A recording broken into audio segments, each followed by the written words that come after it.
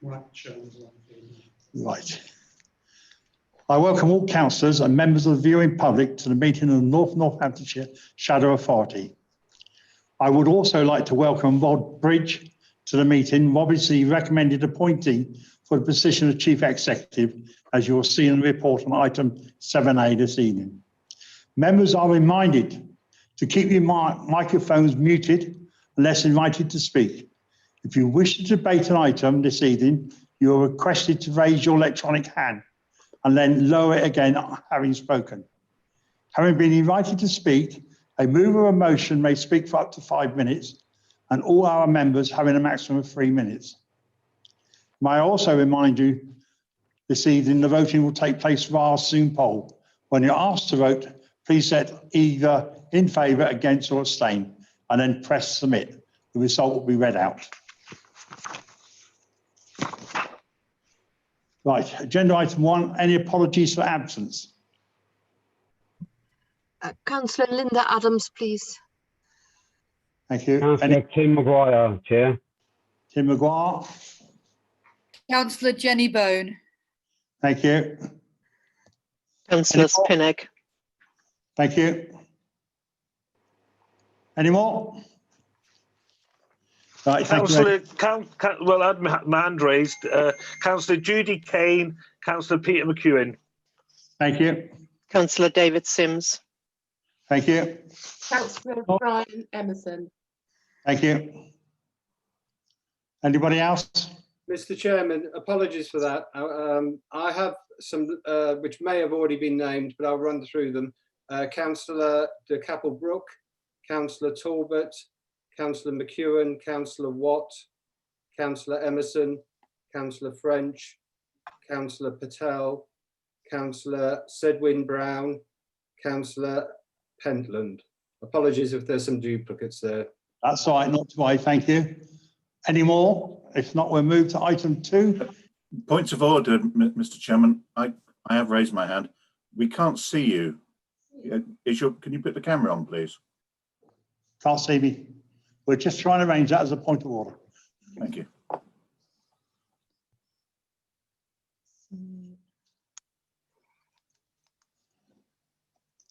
Can you see me now?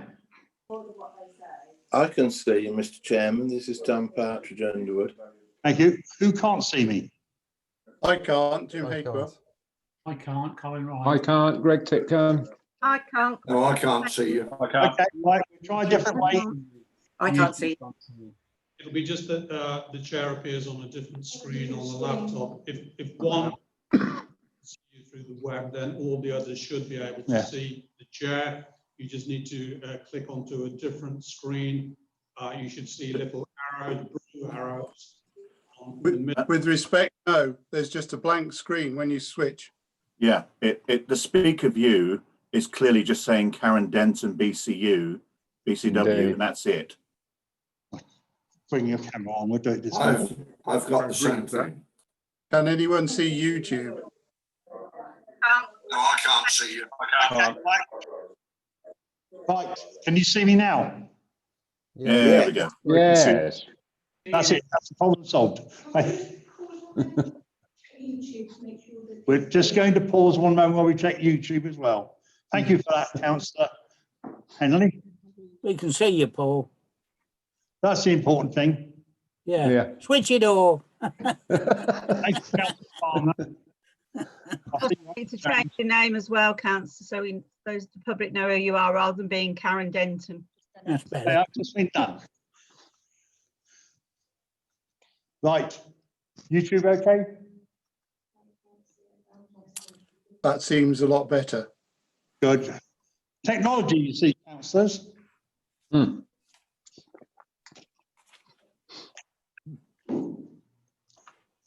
We're just checking YouTube.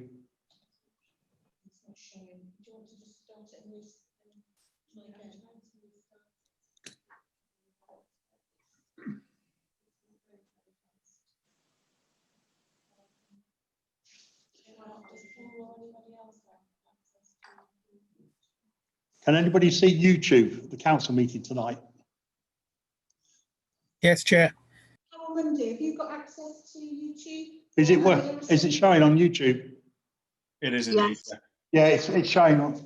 Okay, we'll move on, members. Thank you very much. Item 2, declaration of members' interest. Are there any declarations of interest from members? You get to raise. Right, Councillor Groom first. I see your little hand up.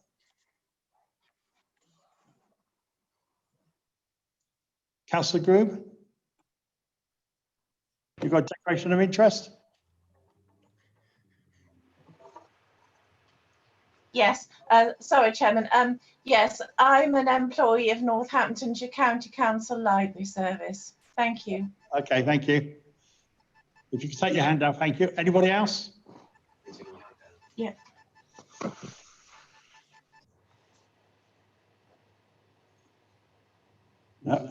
No, that's right. Thank you very much. Item 3, the minutes of the meeting held on the 4th of June 2020 are set out on pages 8 to 14 of the agenda pack. Are there any comments in respect of their accuracy? Well, at this point, Councillor Emerson would point out we made a spelling mistake. Nobody's raised their hand. No one's raised, okay. Please, may I have a mover and seconder to approve the minutes? Move. I approve that. Councillor, Farrell. Mr. Chairman, I'd like to move the minutes. Thank you, Councillor Councillor Harrington, second them. All right, Councillor Jelly to second, that's it. Can I Right, make something, say something? sorry, who was that? Councillor Maxwell, Chairman. Councillor Maxwell, is this on the accuracy of the minutes? Well, it's the fact that we never got it until yesterday. Well, I'm sorry about that, we'll try and make something through. Are you happy with the accuracy of the minutes? Yes, that's fine, but it's short notice. Right, Councillor Jelly seconded. Right, approval of the minutes of being moved and seconded. I now ask Frank Chester to conduct a poll. Your first poll for the evening. Thank you. I'm launching the poll now, and you'll have 30 seconds to submit your vote, and make sure you click submit at the end.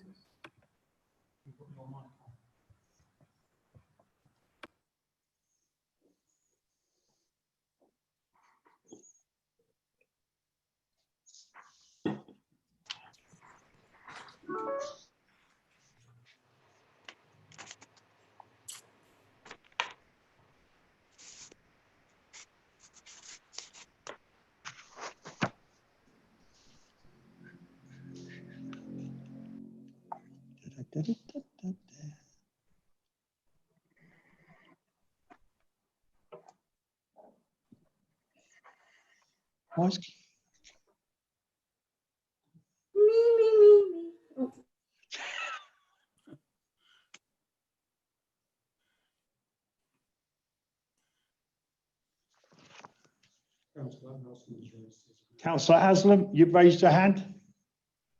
Thank you, Chair. I would be grateful if members please to mute the microphone because we can get a lot of feedbacks on them. Thank you. Thank you very much. Can I just remind all members, if you're not speaking, please mute your microphone. Thank you.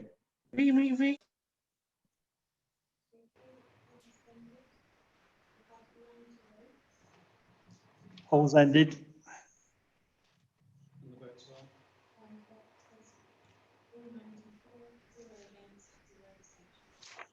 94, 0 abstentions and 0 against. Thank you very much. Moving on to agenda item 4.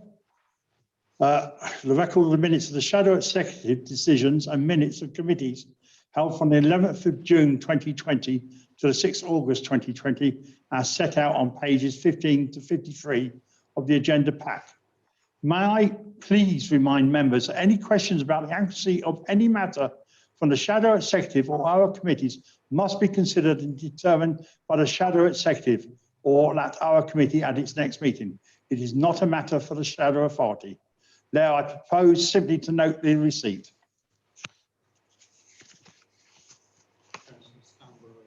Councillor Stambra. Thank you very much, Chair. So this is most definitely not about the accuracy of the minutes. I don't dispute that what I'm going to talk about happened. It's about the way something has been minuted. Where speakers are present at meetings, it's being minuted that following their contributions, councillors X, Y and Z left the meeting, which implies they did so of their own free will and didn't hang around even to hear the answer or the debate. That's not actually what's happening, is it? They're being removed from the meeting by officers, invited to watch the responses on YouTube, and then being readmitted if they have something to say at a further point in the meeting.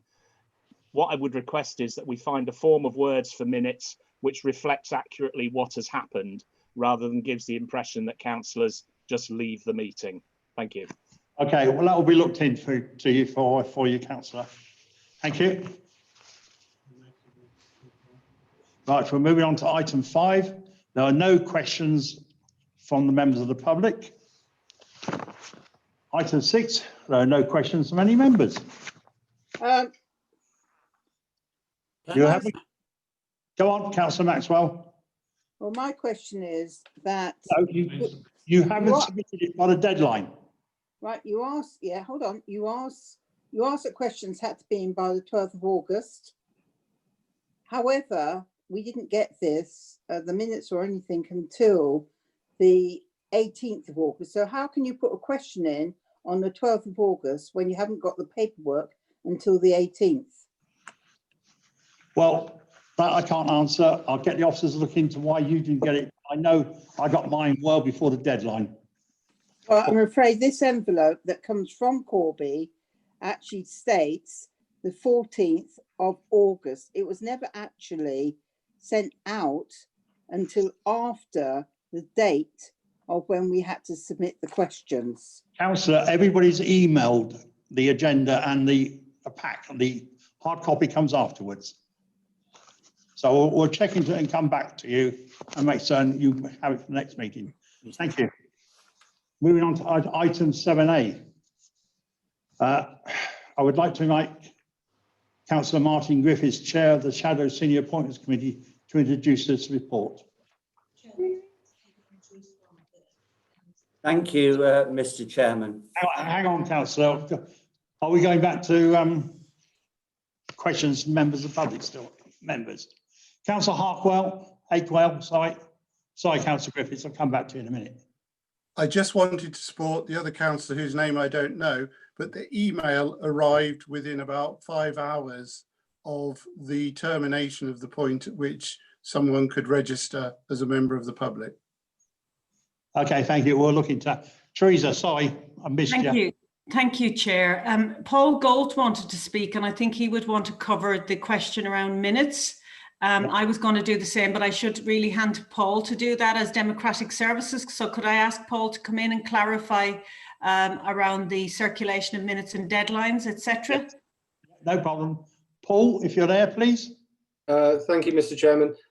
Yes, the agenda and papers obviously go out electronically to all members on the day that they're required to be issued. And then each sovereign council is obviously responsible for sending a hard copy through to their respective members. So for Corby, we would send a hard copy through to Corby members, Kettering to Kettering members, and so on. Obviously, if there's some sort of delay in the process, we'll go away and have a look at that.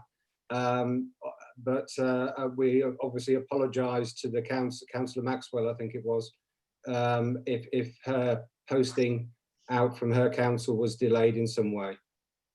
Chair, just add to that, in support of what Paul has said, just for clarity, the papers were issued on the day they were due to be issued in line with policy and requirements. They're issued electronically to members, and therefore there's an expectation members would access them electronically when they receive them. So we have fulfilled the requirements that we have to issue those by the deadline, giving members the clear days that they need, clear working days before the meeting. So the fact that the sovereign authorities are issuing those hard copy is an added bonus and not a requirement. Okay, thank you. I've got Councillor, hang on, Councillor Hakewell first. You've got your hand up still. Yes, because that last contribution, I'm convinced the electronic, because of the date at which the time you had to put a question in, was not well in advance in that way. No. Absolutely not. It's the wrong time to do it, but if I look at my emails when it arrived electronically, I just wanted to support the councillor who made that point and to make sure they are early. We will look into it for you. Okay, I've got Councillor David Brackenbury. Thank you very much, Mr. Chairman. I mean, I think the point is well made that obviously papers have to reach members electronically or otherwise in a timely fashion. I note that the deadline for questions from members was Friday the 14th of August. And I believe that the electronic papers were submitted on, was it the 12th of August or the 11th of August? So there were 3 days for members to consider the papers and ask any questions that they needed to ask. But the general point is, I think, well made, that, you know, that papers should reach members in due time. This is not something necessary just for the shadow authority, Mr. Chairman, but it is also for the sovereign authorities who are passing on the hard copy papers, that it is important that they reach members as quickly as possible for these reasons as well. I hope that helps, Chairman. Okay, thank you. I've got 3 more members and then we'll move on. Councillor Perry first, please. I think this would probably be helped when we all get shadow authority email addresses.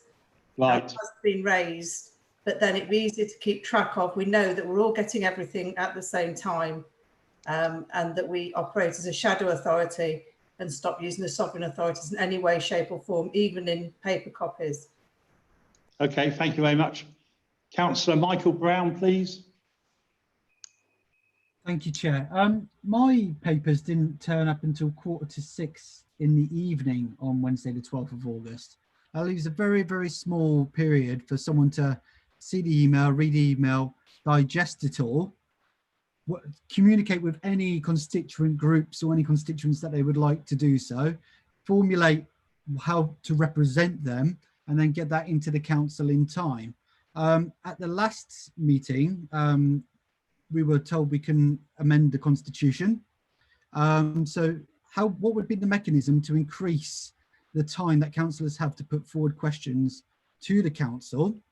And in the minutes of the last meeting, it said that this meeting, there would be an opportunity to do so and to amend the constitution. So can you clarify that as well, please? Well, constitutions later on, you'll be able to do that later on this evening. I had Councillor Lloyd Bundy up there. Thank you, Chair. I'd just like to point out that I think everybody's missing the point. The question is that it's questions from members, but it's not questions from members on the actual agenda, because we can debate the agenda item during the course of the evening. So this is questions to people and probably members of the executive, portfolio holders, etc., but not on the agenda, but on other items. So I think we're missing the point a bit, and we're putting the cart before the horse. We don't need to have the agenda in front of us to ask questions, general questions, on the running of the new council, which is what I think our constitution says. Okay, thank you very much. I'll take one final speaker, Councillor Wendy Brackenbury, please. Chair, I think believe this is covered under agenda item 7, under the changes, amendments to the Constitution, 7B. It does say written questions of up to 50 words minimum, received at least 2 clear working days prior to the meeting. So I think that will cover any queries we've got then. We can debate that later on. Okay, thank you very much. We'll now go back to item 7A. I would like to invite Councillor Martin Griffiths, Chair of the Shadow Senior Appointments Committee, to introduce this report. Councillor Griffiths. Thank you, Mr. Chairman, and it gives me great pleasure to present this report that recommends the appointment of Rob Ridge as the Chief Executive Designate for the North Northamptonshire Shadow Authority, and the new Permanent Chief Executive, Head of Paid Service and Returning Officer for North Northamptonshire from the 1st of April 2021. As the report states, the recommendation follows a competitive national recruitment process which was launched in May, and an inclusive and comprehensive appointment interview process which included contributions from members, external partners, employees, and our trade union colleagues.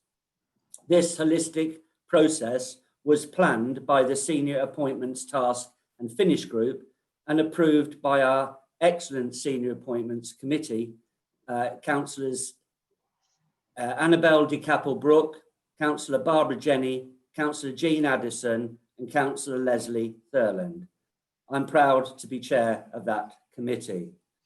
We were fully supported by internal HR colleagues in this process and also by Penna, our executive search partner.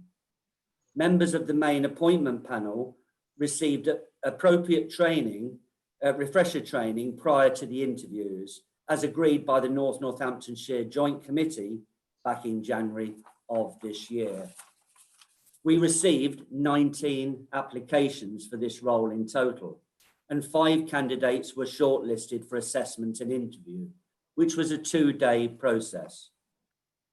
The main appointment panel included myself, Councillor Roberts, our shadow leader and chair of the panel, Councillor Tom Beattie, Councillor Jason Smithers, and Councillor Stephen North. I would like to confirm that we received no objections to our recommendation from the Shadow Executive Committee.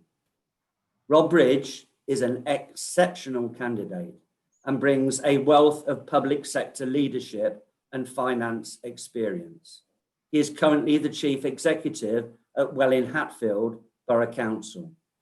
The report recommends the salary of £170,000, which is within the recommended salary grade advertised of 170k to 180k. To conclude, I would like to move a motion that the members of this shadow authority approve the recommendations put forward in 7A2 of this report. I would also like to personally thank everyone for their hard work involved in this appointment, and also the high caliber of unsuccessful applicants who applied for this hugely important role. The work continues as we recruit 2 other senior officer statutory roles, and I look forward to reporting back to you all on those during the September meeting. I move the recommendation, Mr. Chairman. Thank you, Councillor. May I have a seconder for the motion, please? I'll second it. Should be Councillor North, hopefully. Oh, good, Chair. All right, shut up. Thank you, Chairman. Yes, I mean, as you know, I was involved in the appointments process, and I support every word that the deputy leader has said. Rob Bridge is an exceptional candidate, and I very much believe he will work with members and staff in shaping the new authority. So I very much second that recommendation, all those recommendations. Thank you. Open to members, and Councillor Stanbury, you're first. Thank you very much, Chair. Yes. So firstly, I think I spotted him earlier on. So if he's still around, I'd like to welcome Rob Bridge to the meeting. I saw him on screen somewhere earlier. Hopefully he's still there. And congratulate him on being successful in the interview process. Certainly a big task that he's chosen to undertake, and I'm sure we all wish him well. I'm sure he's going to see that this happens, but I think he's going to need a really good team of officers around him. So best wishes for the task ahead, Rob. Just on a more sort of mundane note, I suppose, but quite important, do we have a firm start date yet, please, for the new Chief Executive? Thank you. We'll come back and see if we can get that answer in a bit when Councillor Griffiths replies. Anybody else who wants to speak? I'm looking at the chat box now. There's no other hands raised. No other hands. Right, Councillor Griffiths, thank you. As a mover of the motion, do you wish to exercise your right of reply? And I think Councillor Stanbury has a question for you on a possible start date. Happy to make a comment on that. We are in discussion with Mr. Bridge and also his council and also his leader on a potential start date. Of course, we would like it to be as soon as possible, Mr. Chairman. Okay, thank you. Right. The debate now being closed, the recommendations are set out on page 55 of the agenda pack.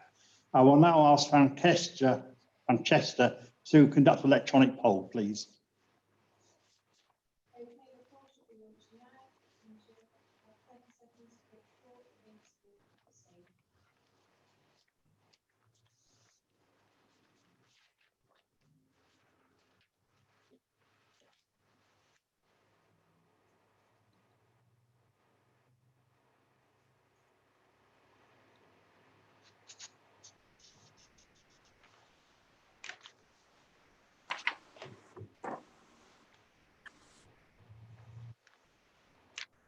So I just remember members to mute your mics, please, because we can hear noises in the background. Thank you.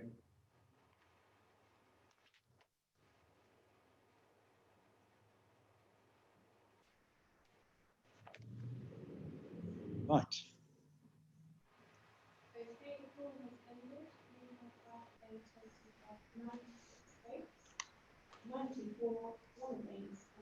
We can't hear. Well, I'm just going to read out the votes for you. You've had 96 votes cast, 94, 1 against and 5 abstentions. So that confirmation of the appointment. So congratulations to Rob. And I wish him all success and luck when he arrives here as soon as he can get here. Tomorrow would be great, but I don't think that's going to happen. Yeah. Thank you. Agenda item 7. I'd like to invite Belinda Gill, our interim monitoring officer, to introduce this report. Thank you, Chair. This is a report in relation to the Shadow Authority's constitution and making a recommendation with several changes to the current rules. Those are the rules where either I and officers... Very faint, can't hear. Can't hear him, Chairman. I'm having trouble hearing you. I shall shout a bit louder. Hopefully people can hear me now. Yes. There are a number of changes that are being proposed. Those have been identified by officers or by elected members. And as a result of that, we are proposing changes in a number of areas, and the recommendations are set out in paragraph 2.1.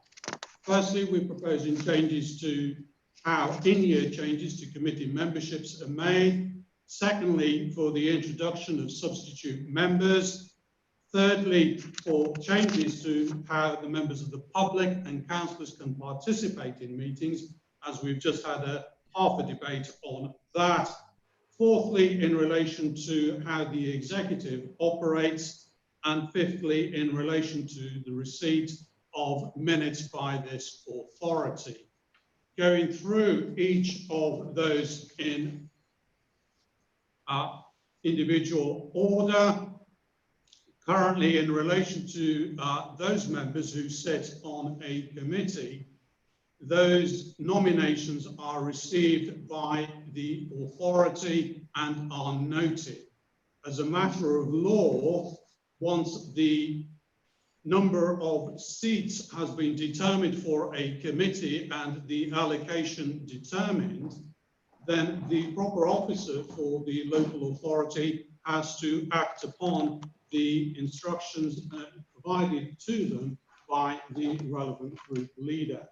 By removing the necessity to bring a report to the council, informing them of the changes to the committee membership will help to speed that process up and also will help to reduce the level of red tape and bureaucracy that is involved in making those changes. Secondly, in relation to having substitute members on committees, we have a large membership of this authority, and from time to time, members are unable to attend a relevant committee upon which they are a permanent member. By having the opportunity to nominate a substitute to attend on their behalf, this will allow the committees to undertake their business, ensuring that there is complete political balance across the committees and that there is no danger of the meeting being in court. Within the papers, there are 3 different options presented to members. One, to make no change, which is the current status quo, to have unlimited number of substitute members, and that any member of the authority could become a substitute member for a committee. Officers have recommended against that, and to go for named substitute members for different committees. The reason for the choice of having named substitute members is firstly that their names will appear on the agenda papers, and should constituents wish to raise concerns or issues in relation to that report, they know in advance which members could potentially be at that committee hearing.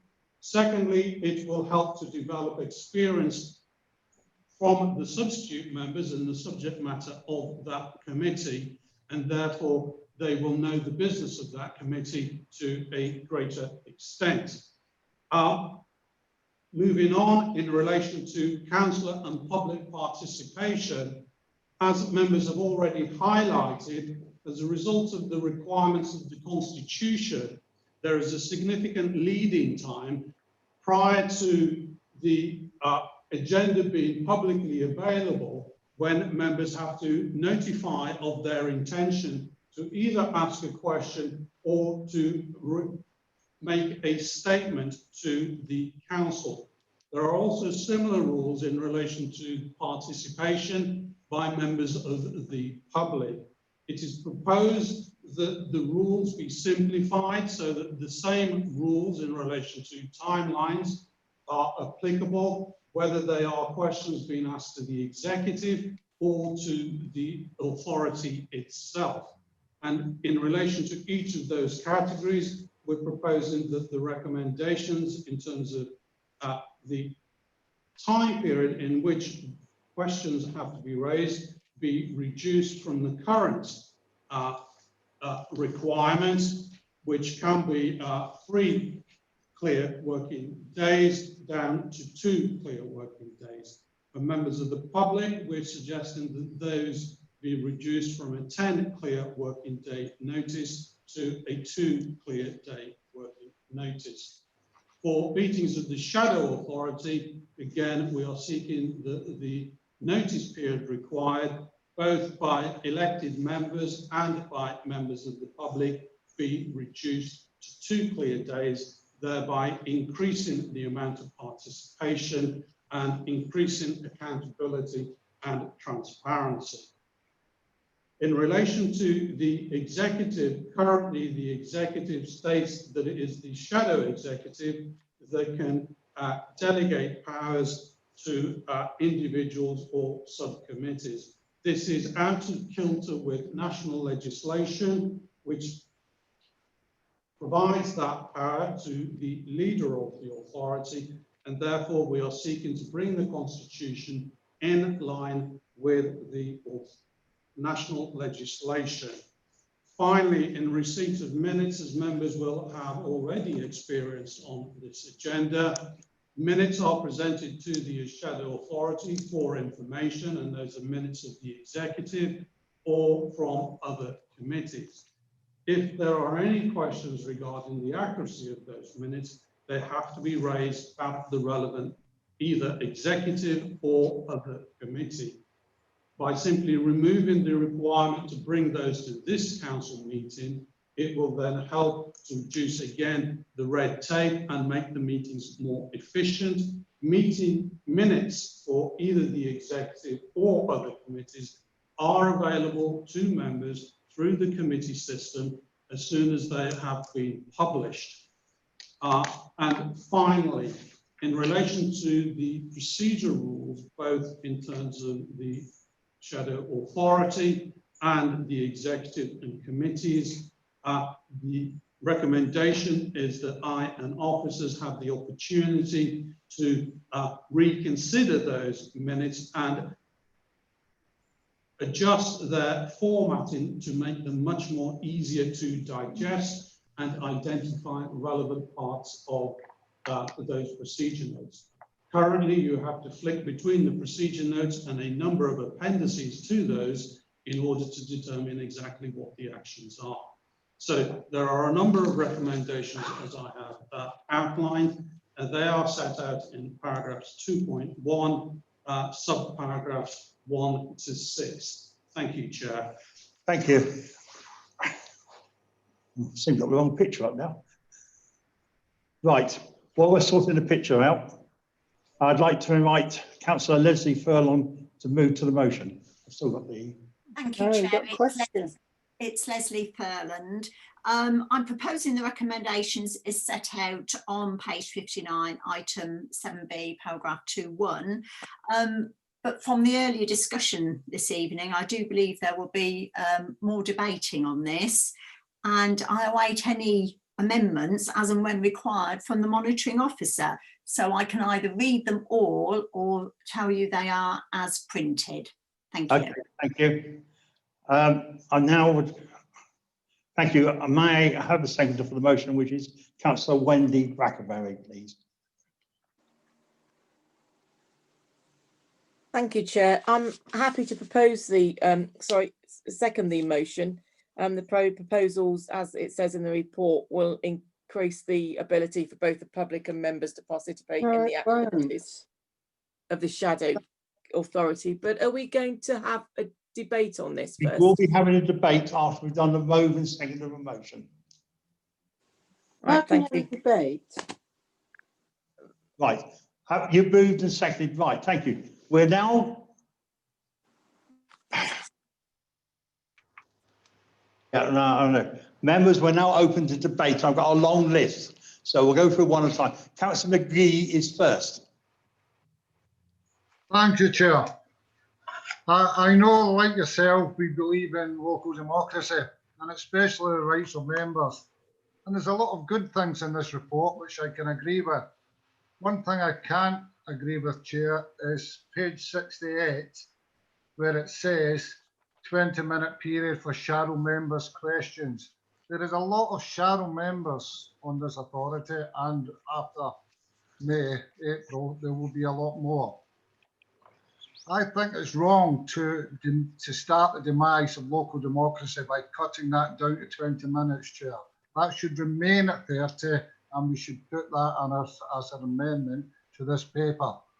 Chair, I know that you will have discretion, and I've got a lot of faith in your discretion, but having something in black and white in the Constitution gives me more faith, and I hope you can change that.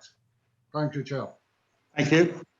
Councillor Andrew Scarborough, and could any councillors not speaking put their mics on to mute their mics, please? Thank you, Mr. Chairman. I'd like to, first of all, echo Councillor McGee's comments. I think a great deal of very useful work has been done and is reflected in this paper. It's a big step forward and is to be broadly welcomed. In particular, I would stress that I think option B in respect of substitutes involving name substitutes is a very sensible approach.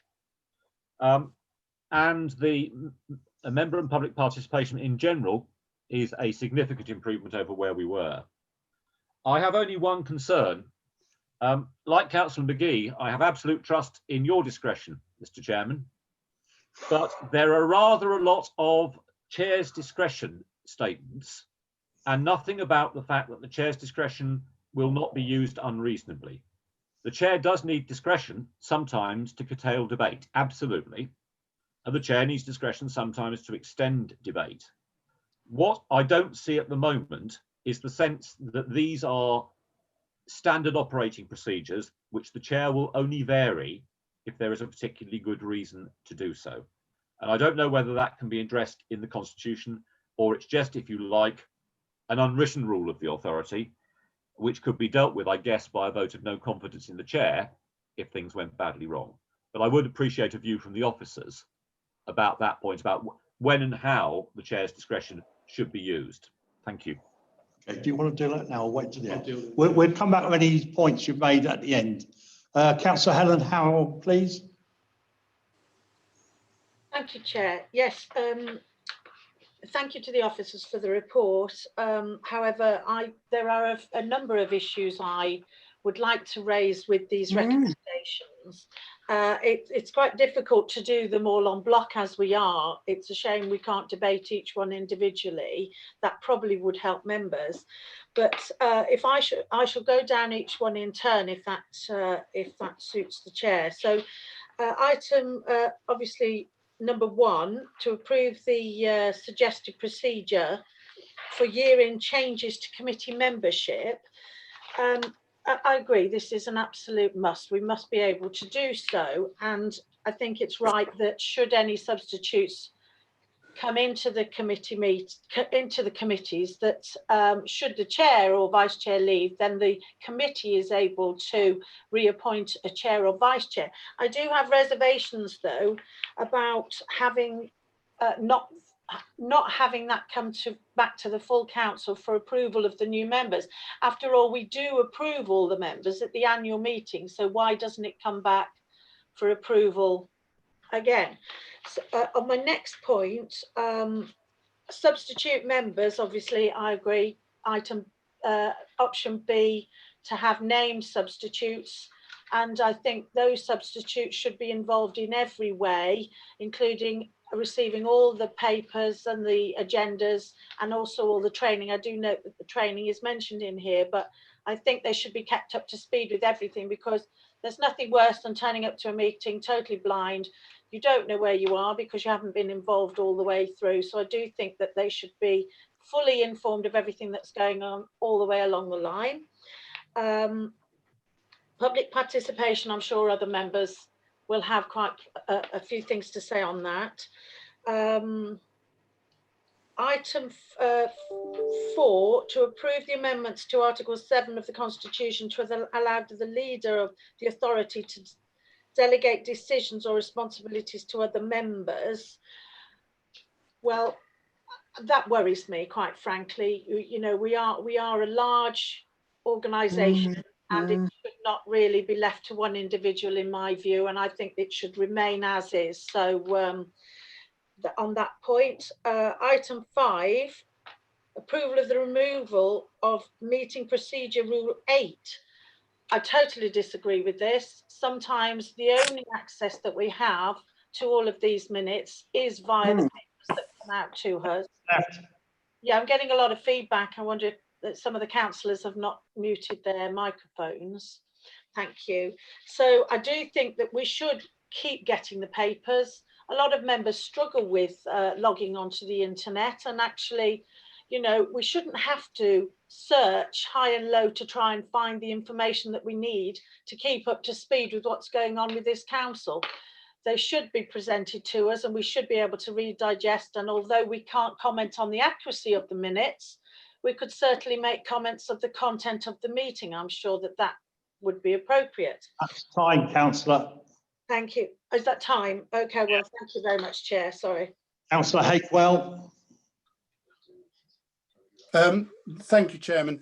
Firstly, I'd just like to reflect a thanks to Councillor Bob Rutt, who has retired, and wish him good health in the future. I've only really got to know him recently in our group.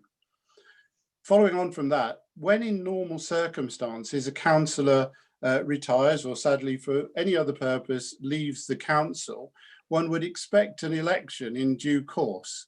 In this circumstance, we won't have an election until next May 2021.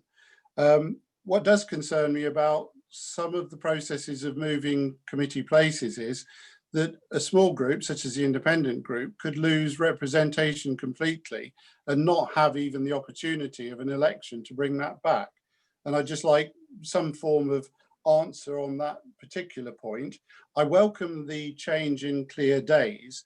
I think earlier that the acting chief executive probably misinterpreted. The point was, and Councillor Brown made that point, that we got the minutes that someone who might wish to speak on them a few hours before because of the length of time. I perfectly accept that you don't need to, I don't need to ask a question by the Friday deadline, but it was the Wednesday deadline.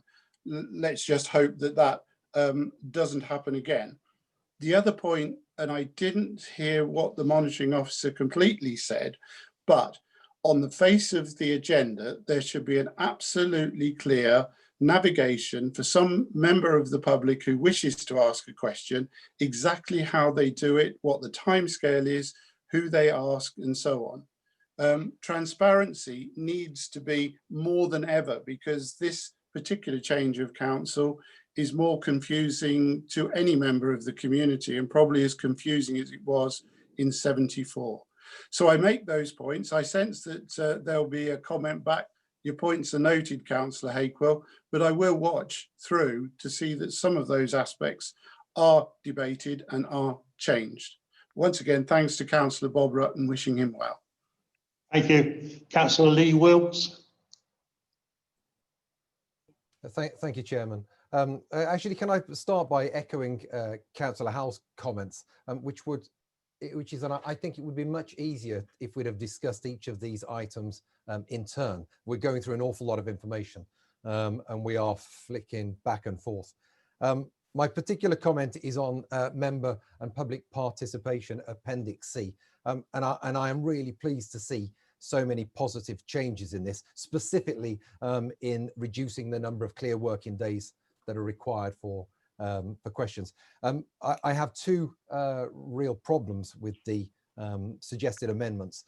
The first one is I can't understand the reasoning behind members of shadow members only being able to ask one question.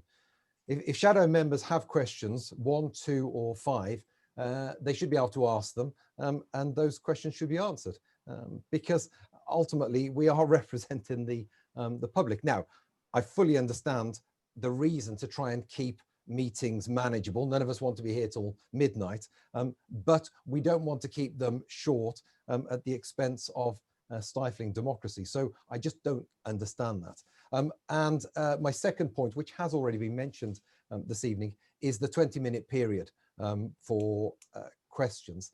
If people have 3 minutes to speak, we are with 20 minutes allowing we're allowing 6 people to speak and answer questions. That cannot be enough. Some of these meetings are lengthy. There's a lot of items on the agenda.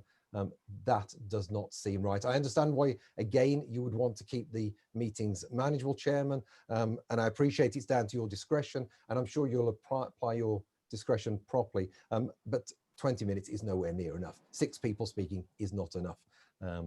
Thank you, Chair. Thank you. Councillor Steve North. Thank you, Chair. Just comment on one item, Appendix D. You won't be surprised as you know me, but I don't support the change there, even though I'm a council leader myself. I think it should personally lie with the executive as it is. But one question I do have, Chair, is that the monitoring officer mentioned a number of times in actually bringing it in line with national legislation in relation to making the change. The question I have in relation to that, Chair, is the structural change orders were, as I understand, legislation in their own right, or pieces of Acts of Parliament, and as they are, and the powers of the executive, the shadow executive, were with the executive as in the structural change order, I'm very surprised we're looking to change that, even though there is other national legislation. I wouldn't think we could usurp the structural change order to meet other legislation. Otherwise, that does question a lot of the structural change order itself. I'm not saying that trumps it, Chair, but I would think we do need to take greater note of the structural change order that left the powers with the executive. I would say, Chairman, this is no disrespect or no issue with the current post holder. It has nothing to do with that. I actually think the power should lie with the executive, and we should follow the structural change order that left the powers with that executive. As much as the shadow council might not like that in places, that was the powers given by government in the order, Chair, and I think we should seriously check if we're trying to change that and put things with national legislation. Thank you. Thank you. Councillor Stanborough. Thank you very much, Chair. You'll remember I raised some concerns about the Constitution when we adopted it not so long ago, and it's quite interesting to see the scale and breadth of the amendments that are having to come forward already. So that's an interesting thing. I think there are a number of things we could do with the Constitution. One of the ones I suggested last time was that the Constitution talks about the a need for the Nolan principles to be borne in mind, I think we should be saying they should be adhered to. We should be stronger in our language there. Maybe that's something that can be considered for the future. I know paragraph 3.4, we're told that the various amendments that have been brought forward tonight are as a result of requests that have been received to consider additional or amended content. I would like to know in each case, in each amendment, from whom those requests have come. You know, is it members? Is it officers? Is it members of the public? Is it esteemed legal people? I think we ought to know because that would help inform us as to what's driving the various changes we've got before us. Not got any objections to recommendations 1, 2, 4, and 6, but serious objections to recommendations 3 and 5.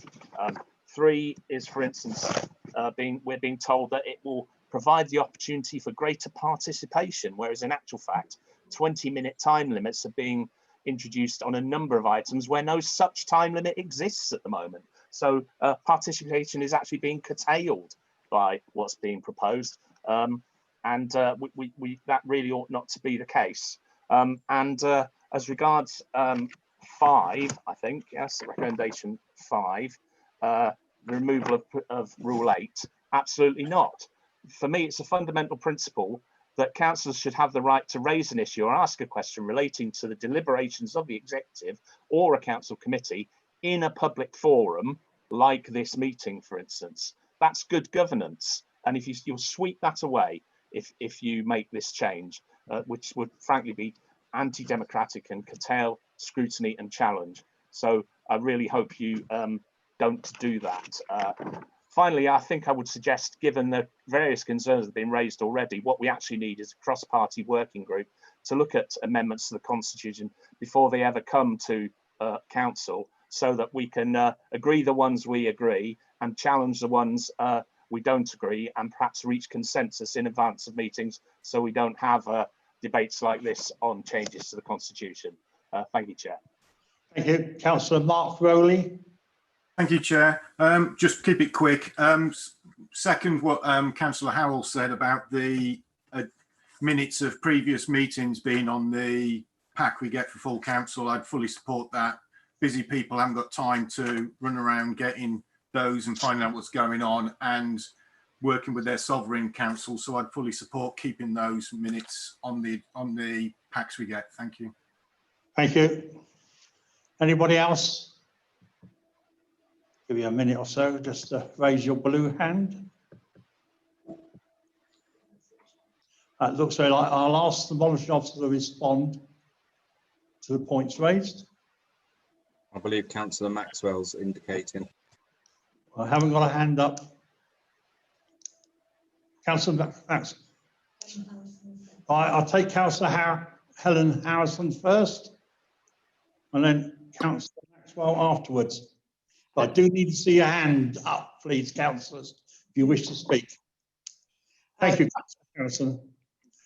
Thank you, Chairman. I just wanted to clarify how we're actually going to vote on this. Are we going to vote on each of these amendments one by one or en bloc? Because there's obviously been objections raised to certain amendments and not others. And I think we should vote on these one by one. Otherwise, we won't know what the overall view is. Right, thank you. I'll take that on board. I'll work that out in a few minutes. Right, Councillor Maxwell, you wanted to speak? I did actually. I'm coming via an iPad, so I don't have the same situation as using it like others.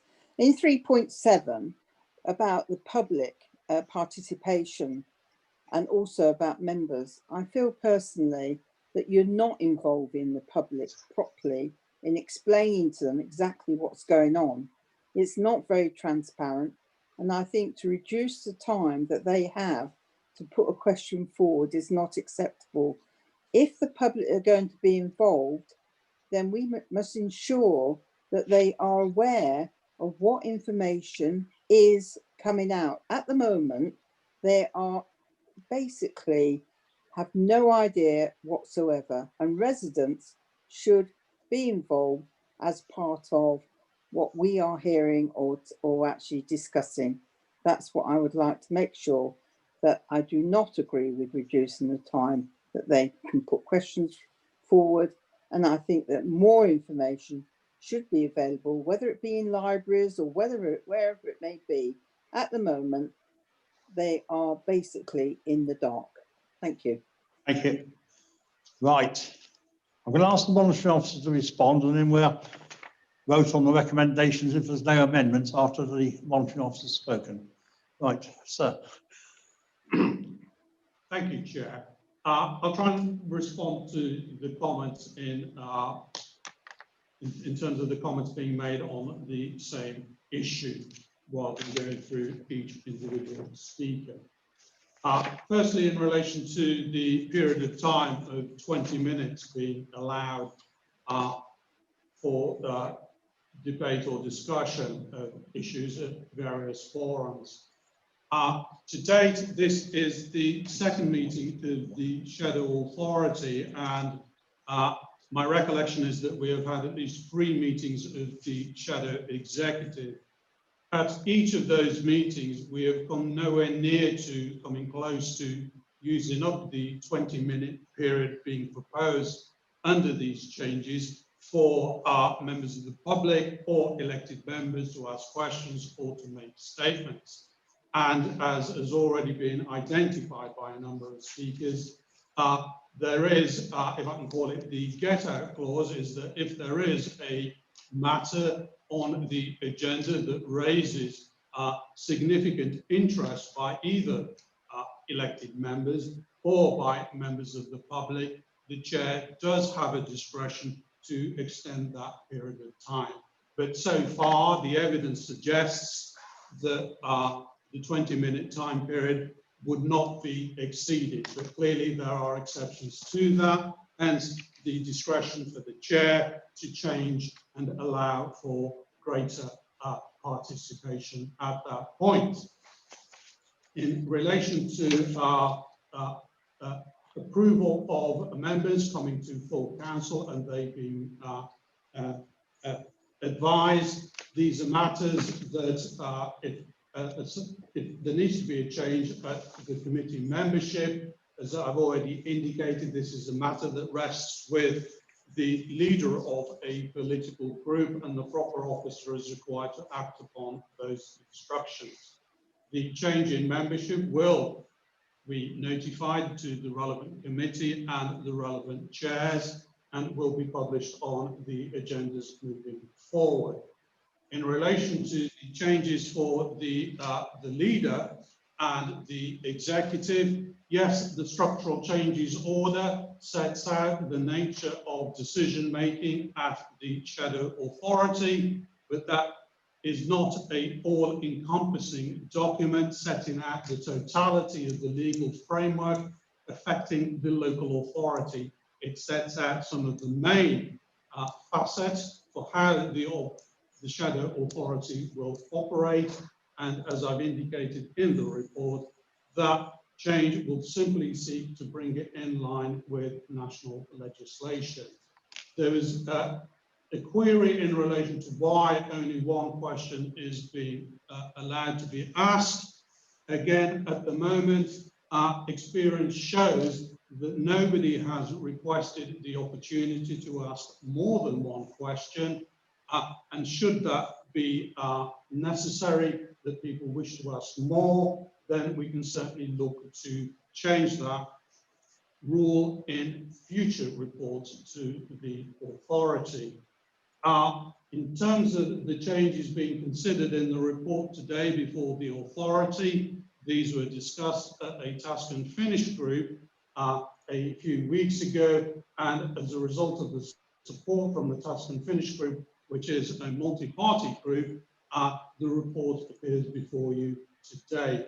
In relation to the minutes, I hear what some members have said in terms of being able to identify and read those minutes, but as I've indicated, when those minutes are presented to the authority, there is not the opportunity to question those minutes nor raise issues on those minutes. Those have to be raised at the relevant forum. And therefore, this is just simply to reduce an additional level of bureaucracy. I think, Chair, I've covered the points that were raised. Okay, thank you. Right. I'll take these councillors who've raised their hands and then we'll go to onwards. Councillor Higwell first. Yes, the monitoring officer said no one had asked. I asked 5 questions and was clearly told in one of the earlier meetings I could only ask 1, and then censured for being 51 words instead of 50. Equally, the question about someone retiring but there being no election was not answered. Right, thank you. Councillor Wilkes, please. Thank you, Chairman. Thank you to the officers for that report. I will say that just because something hasn't yet happened doesn't mean that we shouldn't strive to make improvements. We are only a shadow at the moment. And I repeat what I said earlier. I would like to propose an amendment to Appendix C, and that is that the 20-minute time limit is changed to 30 minutes. That will give an extra 4 people the chance to speak. And I would like to further propose an amendment to Appendix C that we remove the part that says no more than 1 question per meeting should be asked. Right, well, now you propose something. Do you have a seconder for the 20 minutes to go to 30 minutes? Councillor Higwell, I take it you are seconding that, right. And you've also proposed to remove the limit of 1 question. That's proposed, I assume, Councillor Higwell. Right. I'll just finish the rest of these councillors and then I could go through the amendments. Or yeah, before we go any further, we have to vote on these amendments. Unless anybody wants to debate it. Just a quick mention, Chairman. Well, let me get there. I have an amendment before we propose and seconded to increase the time from 20 minutes to 30 minutes. Is Yes, anybody want to debate on that?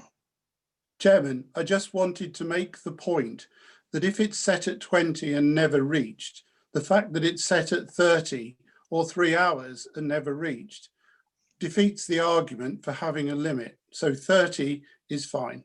Okay, right. Unless anybody else wants to speak on that amendment, we'll get that one out of the way now. I'm going to ask Francesca, that could take a bit of time, members, to do a vote on it. It's those in favour of the amendment and those against an abstention. Hopefully, we're ready for that vote. We're talking about increasing the time from 20 minutes to 30 minutes. You all understand? Chairman, I'm sure Councillor Wilkes also suggested that you can speak more than once in that amendment. Is that true or false? I'll come to that in a minute, Councillor McGree. I'll just deal with this first one. I think we've got a lot of amendments to go through. Don't worry, let's deal with this one. Time limit, 20 to 30. Do you want to get the vote up, Francesca, please?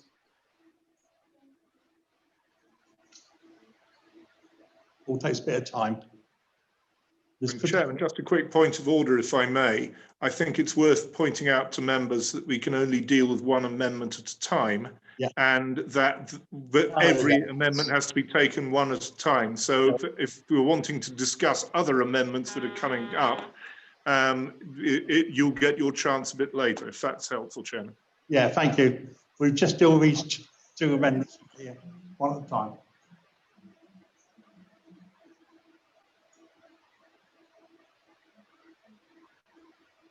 So we have to type in the question.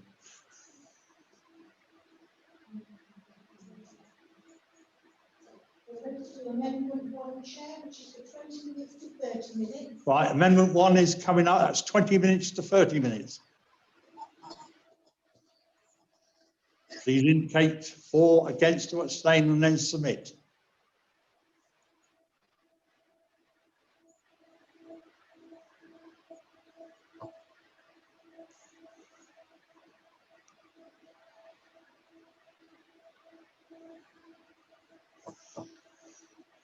Chairman, as we vote, are these votes named and public record as a result? It will be into the amendment. They're not named. They're not named, we don't name it, but you'll be amended in the recommendation.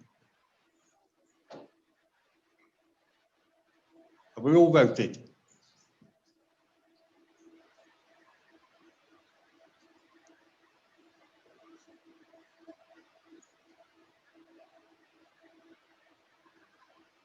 Right, end of vote. Chair, I haven't seen the vote. This is Councillor Naden Hawley. It's gone up on the screen. Chairman, this is Tom Partridge Underwood. It hasn't come on my screen. 2 screens it hasn't come on. We'll rerun the vote again. Please shout out if you don't see it up on your screen. They are. Go to the vote, please. Anybody not seen it? Tom Partridge Underwood. It's not on my screen. Tom's not on there. Anybody else not on their screen? It's not on my screen, Chair. There's just the original 2 still. Anybody else? Chairman, it came up on my screen for a second time. Yeah, it's just come up again. We're rerunning it because 2 members hadn't got it on their screens. They still haven't got it on their screens. So I've got Councillor Partridge Underwood and Councillor Hawley.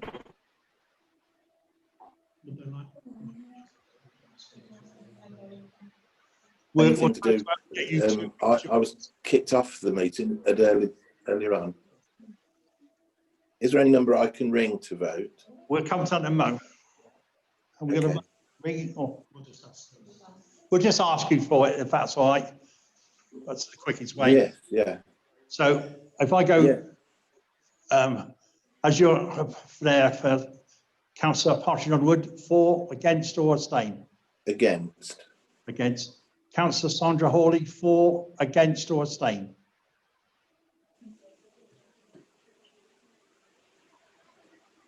Can you hear me, Councillor?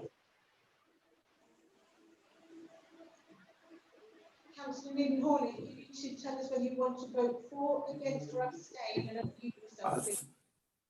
I think she needs to unmute. Yeah, that's better. I have, Chair. I have, but you couldn't hear me. Sorry, again. 4. Everybody else should be mute. 4. Sorry. 4, thank you. Okay, we will now get the totals and I'll come out back to you.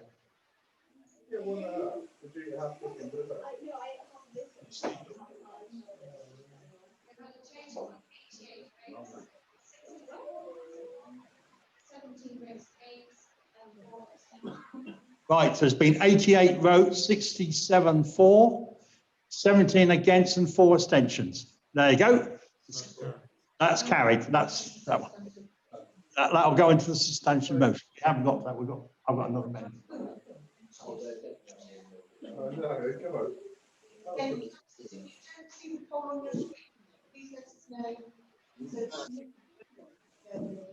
And this is to remove the number of questions you want to ask. So the poll will come up. That's to remove the number of questions. So when that comes up, there you go. If you could do it, and as the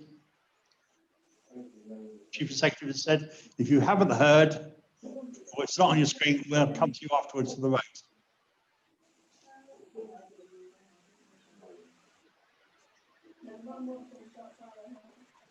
I haven't seen it again, Chair. This is Councillor Hawley again. I'll come back to you with Councillor Hawley, and I assume Councillor Partridge Underwood's in the same boat. I've got the thumbs up from him. So it's modern technology. Chair, could you please explain what the vote is for? You haven't said what the question is, and there's no question in the box. We need to know what we're voting for. 7B is to remove the one question you can ask, so it becomes unlimited questions to the executive members.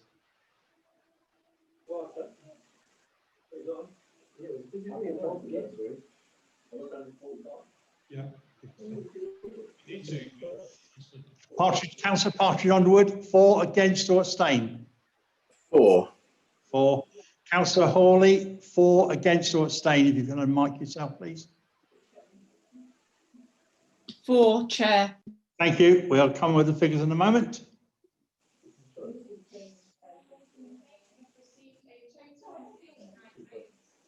Yeah. So I say again?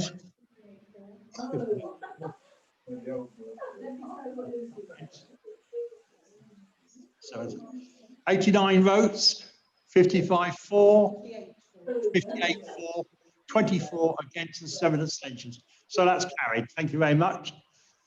Right, where was I? We're moving on, and I had Councillor Gee to speak.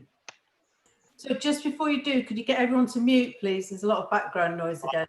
Please mute afterwards. Councillor Thomas needs to mute. Councillor Thomas, anybody? Thank you. Councillor McGee. I know you. I removed my hand as the question had already been answered. Thank you. No. All right. Councillor Griffiths. Thank you, Chairman. And just a couple of general points.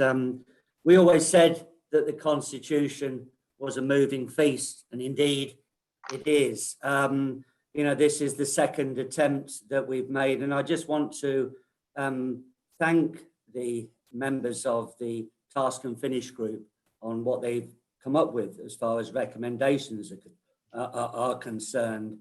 But just to remind Councillor Stamber of one thing, we had to have a constitution before we could amend it. That is the way things are have to be done. Councillor Hakewell referred to the 5 questions that he asked. I do believe he asked those at the joint committee. We are now in shadow. And as for retiring and elections, I think that is covered in the structural change order. There were some comments made about communication. We are stepping up communication, but we are certainly not keeping anything from members of the public. The hits on the Future Northants website are very, very high. And later on, we're going to be looking at the logo for Northants. And a considerable number of residents have responded to that consultation. So I want to just correct any misunderstanding that we do not welcome residents' participation in the Shadow Authority. We very much do so. Thank you. Councillor Andy Mercer. Thank you, Chair. Got several points to make. First one is that the idea that councillors should have to go and seek for the minutes of committee meetings rather than having them links to them or copies of them forwarded to them seems to me to be very ill-advised. It effectively means that the time of councillors is worthless and we can squander as much of it as we like. Right now, going to page 59 of the report, I wasn't going to raise this, but because so many other people have spoken, I felt I ought to. It says the Constitution was largely based on work undertaken by a working group established by the former North Northamptonshire Joint Committee.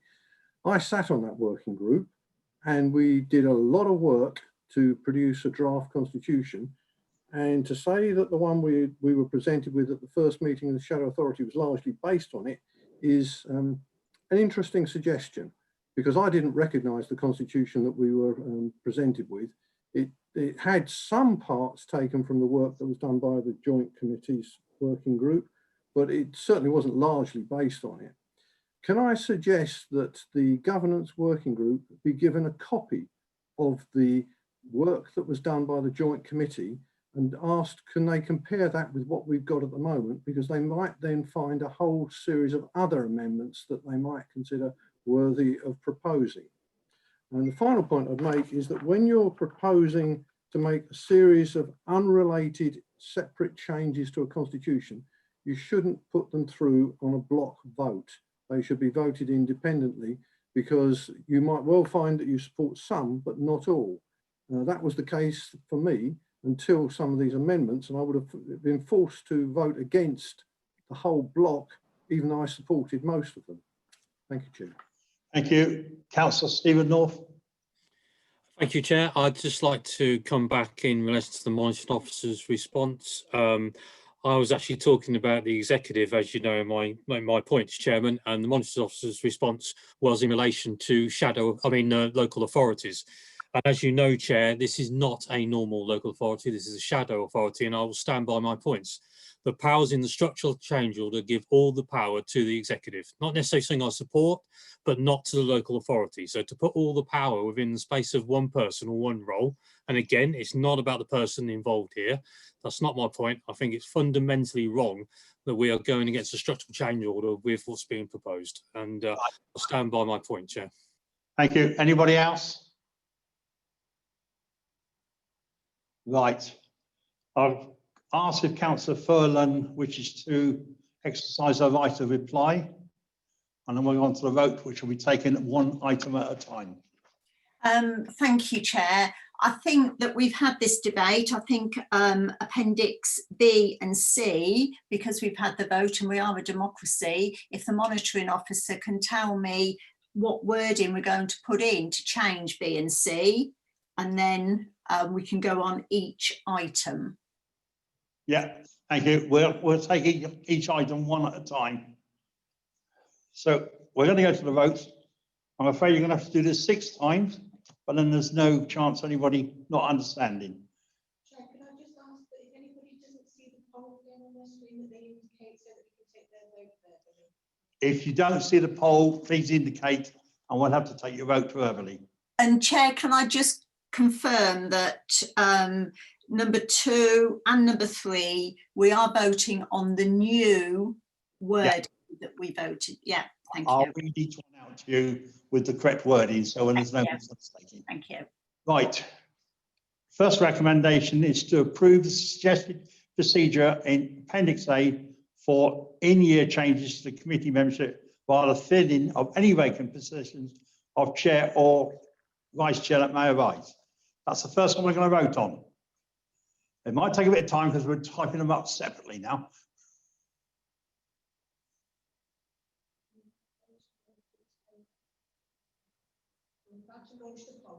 There's your poll.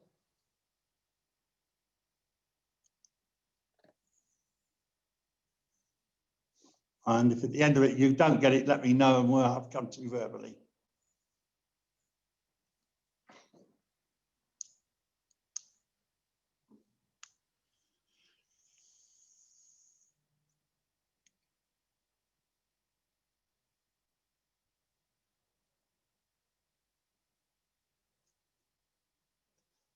Chair, can I just say, somebody's put on the chat line, can we have the wording in the chat box? Is there? No, thank you.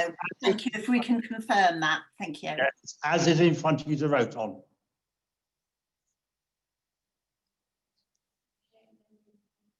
Right, the poll's ending. Anybody didn't see the poll? Right. No. No, go on, let's have the vote.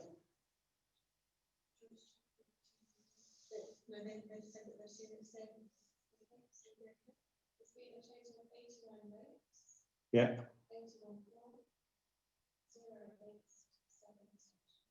Right, on item 1, 89 votes, 81 for, 0 against, 7 abstentions. That's carried. Right. Now the second one is approval of the introduction of substitute members for standing committees as detailed in Appendix B. There's no alterations. No changes there. So that'll come up in a minute.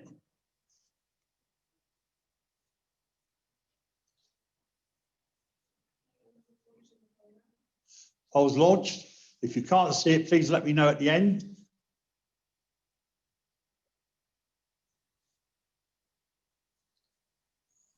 Chair, it doesn't say which of the options we're voting for.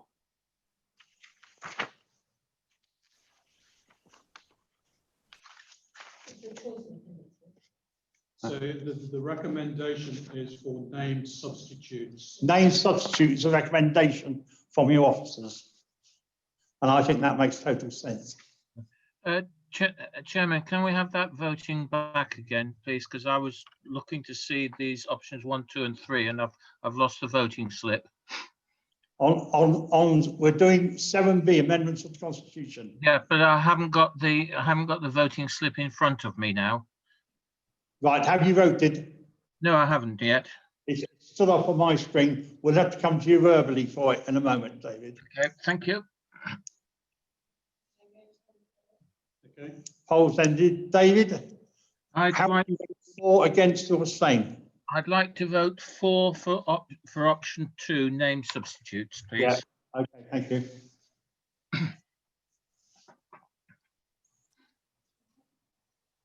so it's 88 votes, 84 for, 1 against and 2 abstentions. 88. 88, yeah, so some people may not have voted. Chair, Hang on, I sorry. didn't see the vote, but I'm voting for. Okay. Right, so that's 89 votes, 85 for, 1 against, 2 abstentions. It doesn't add up. It's 88. Chair, this is Tom Partridge Underwood. I did vote. Yeah, thank you. Okay, and we've got some Yeah. from the phones. Oh, we got one from the phone, okay. So we're 85, 1 and 2. Okay, 89 votes, 85 for, 1 against, 2 abstained. So that's carried. Right, approve the amendment, which is Sorry, can you just say there was 89 votes, 89. 85 for, No, it comes to 88. 1 against and 2 abstained. So we've lost the vote somehow. 1 person didn't vote. Yeah. Right. Did Councillor Jenny not vote verbally? We're not going to a long debate of how we lost one, if it had been close and would done. Right, moving on to item 3, approve the amendments for public and members' participation as in detailed in Appendix C. Now we've got some extra words There there. were 2 amendments to that. One was to change the 20-minute time limit back to 30, and the other one was to delete the limitation on members asking 1 question. Okay. We already voted that, didn't we? No, that's the amendment. It's a substantial motion now. So you're going to have to vote on it again. That's called democracy, Councillor Hakewell. Oh, thank you, Paul. Very good. Should we come up in a minute? Yeah, we're just making sure it says as amended, Chair, so it's clear that this is the amended version. This is the amended version. Time limit increased to 30 minutes and a number of questions have been, the 1 question is being removed.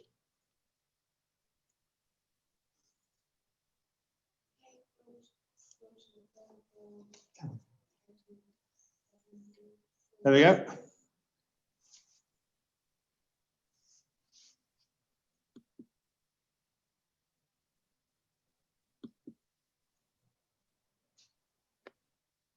And if you haven't seen the voting poll, let me know at the end, please.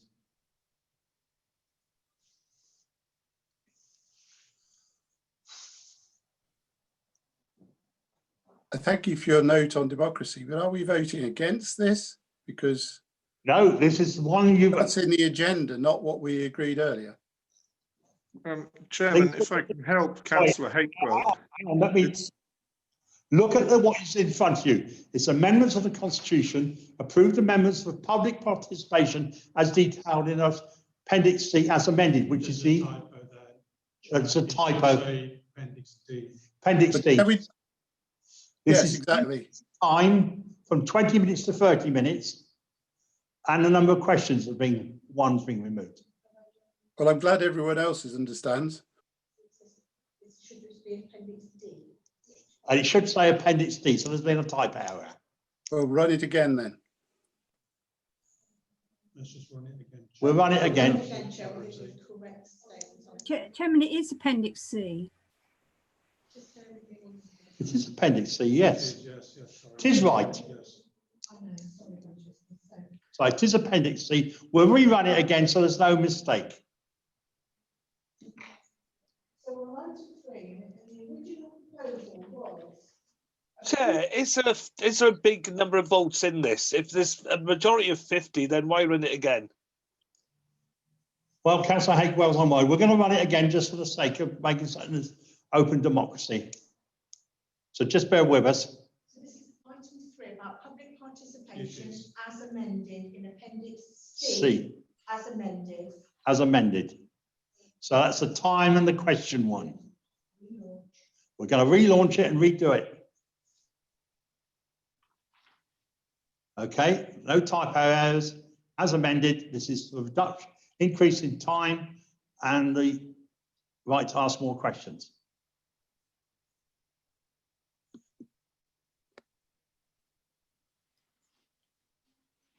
I won't get anybody wide, but the clock in here says 5:20 to 12.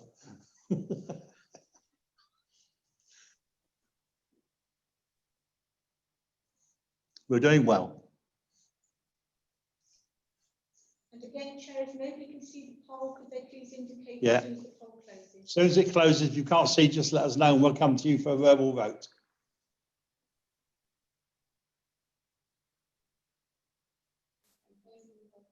Poll's closed. Anybody not seen it? No, we still go for it.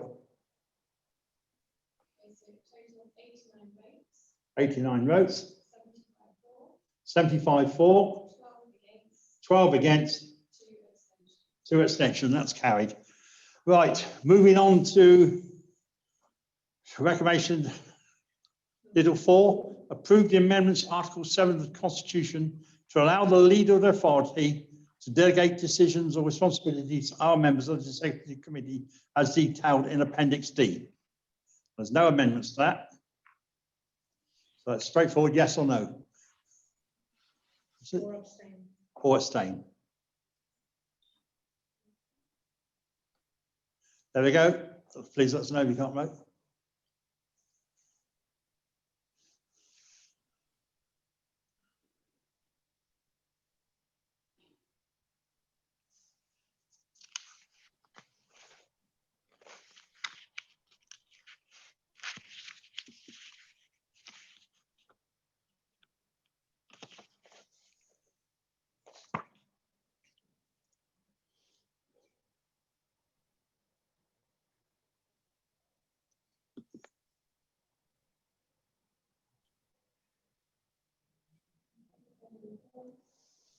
End the poll.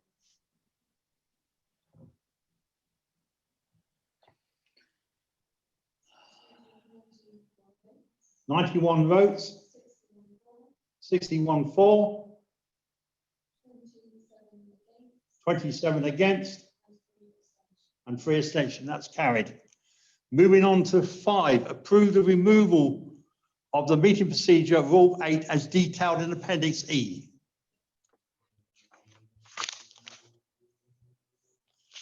We'll go to the vote when it's ready, please. There's no amendments. We've finished with amendments. We're voting now.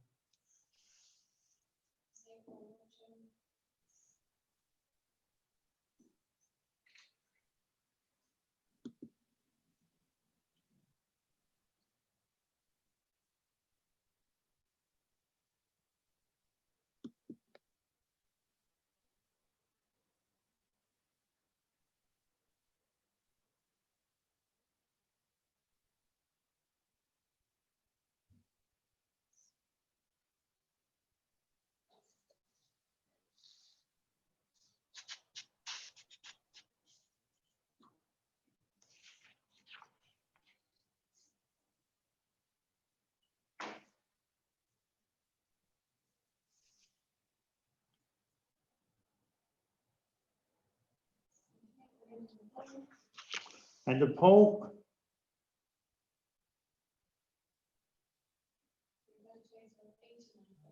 "89 votes, 48 for, 29 against, 12 abstentions. That's carried. And last one, notes the intention of the interim monitoring officer to reformat the meeting procedure rules to aid interpretation and recirculate the Constitution to shadow authority members after such reformatting is completed.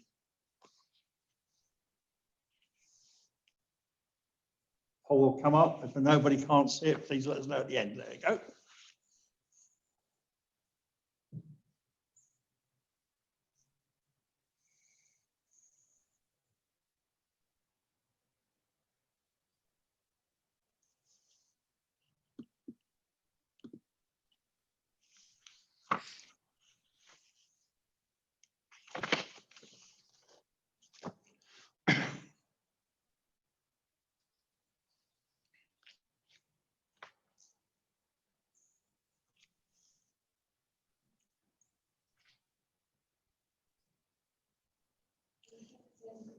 Poll ended.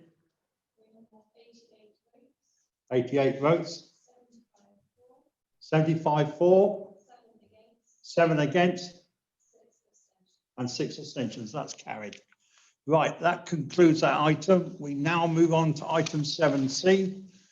And I'd like to invite the Bhavinder Gill, Interim Monitoring Officer, to introduce this report. Thank you, Chair. This report is to report back to members in terms of changes. It's very faint again. I can hardly hear. Please can we have the louder volume? This report sets out to seek informed members of the changes to the membership of the authority and to the political groups. Members will be aware that under the Local Government and Housing Act 1989, the authority is required to recalculate proportionality should there be changes to any committee as a result of any changes as indicated. When carrying out any calculations, the numbers to be used are in relation to only those elected members who have informed the proper officer that they are in a political group. Paragraph 3.4 of the report details the proportionality and the composition of the council and the political groups as it was on the 4th of June. Paragraph 3.5 details the changes in constitution of the council and of the political groups, and also then details the changes in the number of committee seats that should be allocated to each political group. The rules that have to be applied in relation to the allocating of committee places are set out in paragraphs 3.6. As a result of the changes in the membership, the allocation of seats to the various committees are detailed in paragraph 3.8. And as a result of the changes to the Constitution, we are now requesting that the relevant group leaders inform the monitoring officer of the changes to their committees that arise as a result of the change in proportionality. The recommendations are set out in paragraph 2, that the members note the change in membership of political groups, approve the revised allocation of places on committees between the groups, and that the revised membership approves the revised membership on the individual committees. Thank you, Chair. Thank you. I'd like to invite Councillor Tom Beattie, Lead Member for Corporate Services, to move the motion. Thank you, Chair. I'm happy to move the motion as put on the paper. Thank you. Thank you. And can I have Councillor Jill Mercer to second the motion, please? Yes, Chair, thank you. Yes, I'd like to second the motion.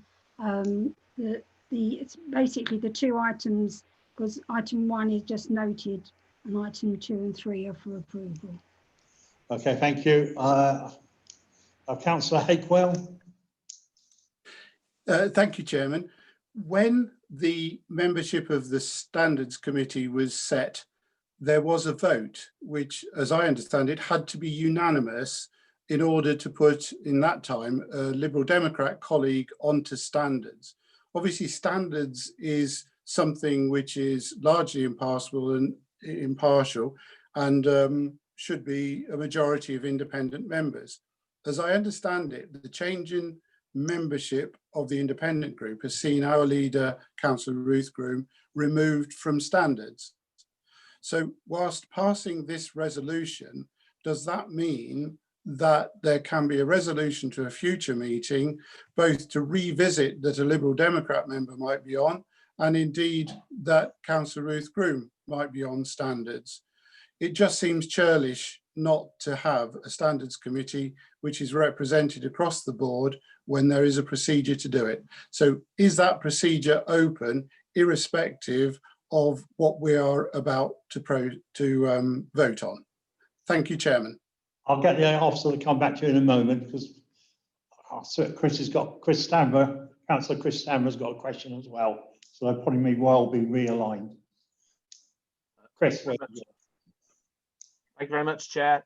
Yes, so it's very briefly just to say happy to support the recommendations and also to advise the monitoring officer that should the recommendations be approved tonight, the Liberal Democrat group nominate Councillor Dutton as its member of the Standards Committee. Thank you. Thank you. Councillor Andy Mercer.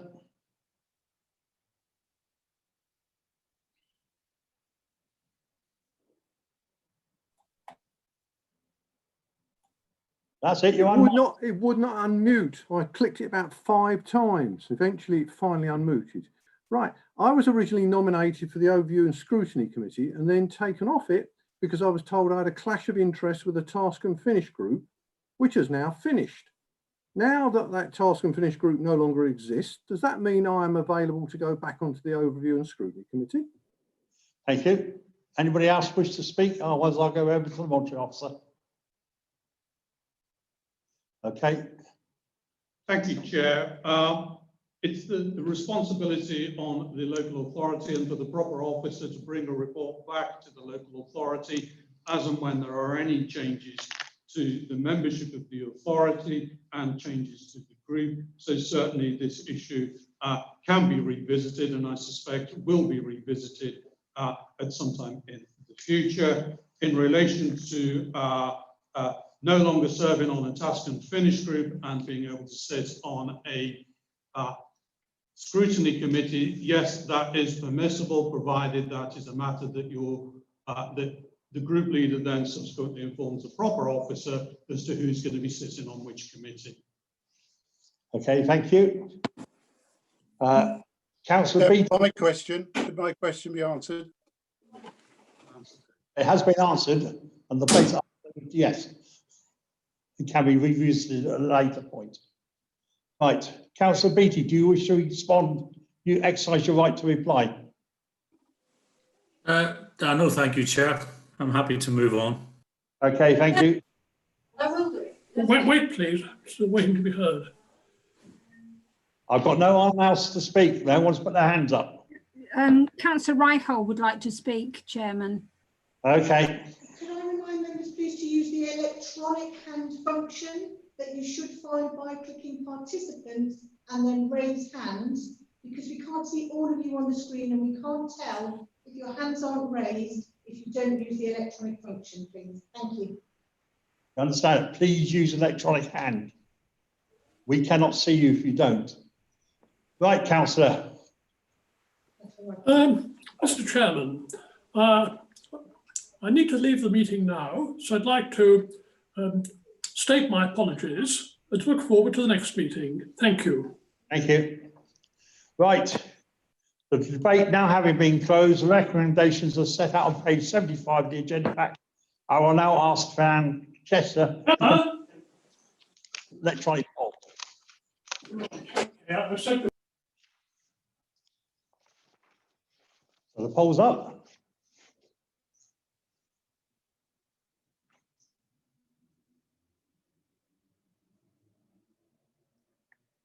And if you can't see the poll, please let me know.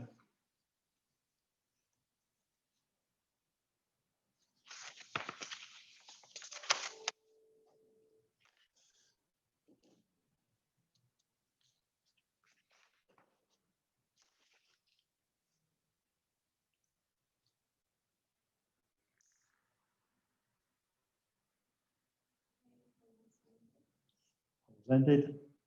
87 votes. 87 votes. 79 for. 4 against.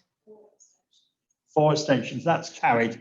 Moving on to item 7D. I'd like to invite Councillor Tom Beattie, Chair of the Governance Task and Finish Group, to move the motion, please. Yes, thank you very much, Chair. The Structural Changes Order requires the Shadow Authority to establish a scheme of allowances for members of the Shadow Authority, which runs for the shadow period. That is from the 11th of May 2020 until the 4th day after the elections in 2021. and also one for the North Northamptonshire Council. This report deals with the first of those requirements, i.e. allowances for the shadow authority. The order specifies that the process to be followed is the process members will be familiar with for establishing such schemes at their sovereign councils, i.e. that an independent remuneration panel has to be established. They are required to produce a report and submit that for consideration by the authority. An independent remuneration panel was established by the Shadow Authority on the 4th of June 2020, and that panel consists of 3 people: Professor Steve Leach, Emeritus Professor of Local Government at De Montfort University, and an experienced chair of IRPs, Independent Remuneration Panels. Ms. Sue Watts of Age UK, a representative of the voluntary sector, and another experienced IRP member. And the third member of that panel, Gerard Dempsey, JP, who has a background in financial management, is a lay member of the Lord Chancellor's Advisory Committee, and an experienced IRP member.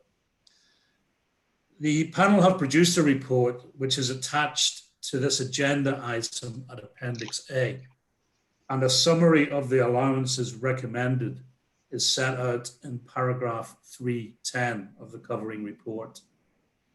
In adopting a scheme of allowances, members must have regard to the report of the Independent Remuneration Panel. Additionally, under the terms of the Structural Changes Order, members of the Shadow Authority are only permitted to claim an allowance from one authority.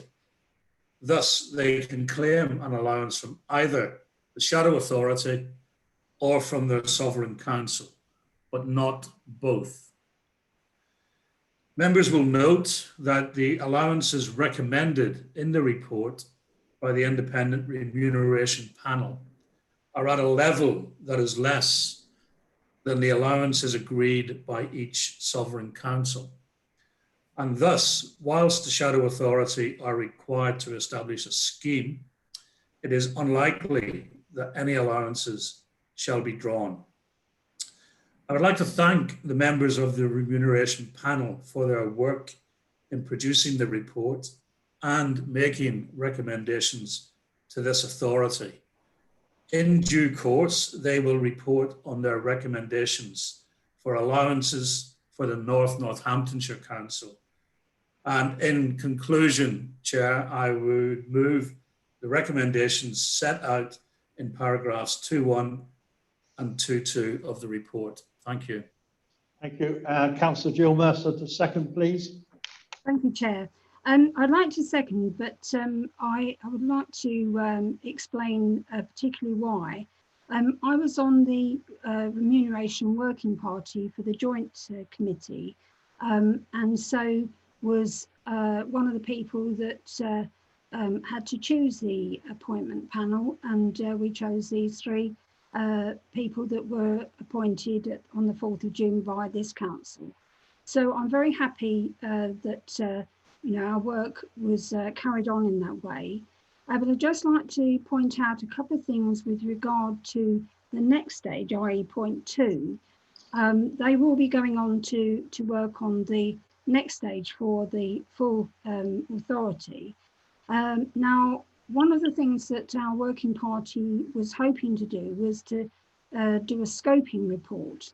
Unfortunately, although we were due to do it, that didn't happen because COVID hit and it cut short our work, and therefore we never got onto it. So I would hope that the Governance Task and Finish Group will take that up and will then be able to create a scoping report for the panel to work from, to point out various things that they would like them to look into. The other thing that we did say at the time when we were working on this was that we would like to speak to the panel. Now, things moved on and that didn't happen. In fact, I think the panel decided that they didn't need to speak to anybody, and possibly because it was for the shadow, they felt that was because the circumstances that Councillor Beattie's mentioned. But I would hope that with the next stage, that they would talk to a wide range of councillors, leadership, the executive, possibly the two working parties that have worked on this in the past, and also to request that other members who would like to talk to them that have got something to point out. They did do that at the Sovereign Councils. I know the chairman of this panel did do that at East Northants Council, and made some very useful deliberations as a result of talking to members. So I would hope that in passing or seconding this, that they will take those points on board. Thank you. Councillor Helen Howell, please. Thank you, Chair. Yes, actually, I'd like to agree with Councillor Jill Mercer. I understand from communications with her that they didn't have any input at all into this scheme, although, as you said, it is for the Shadow Authority, and the fact that we were all able to take our allowances from our sovereign councils didn't really have an impact.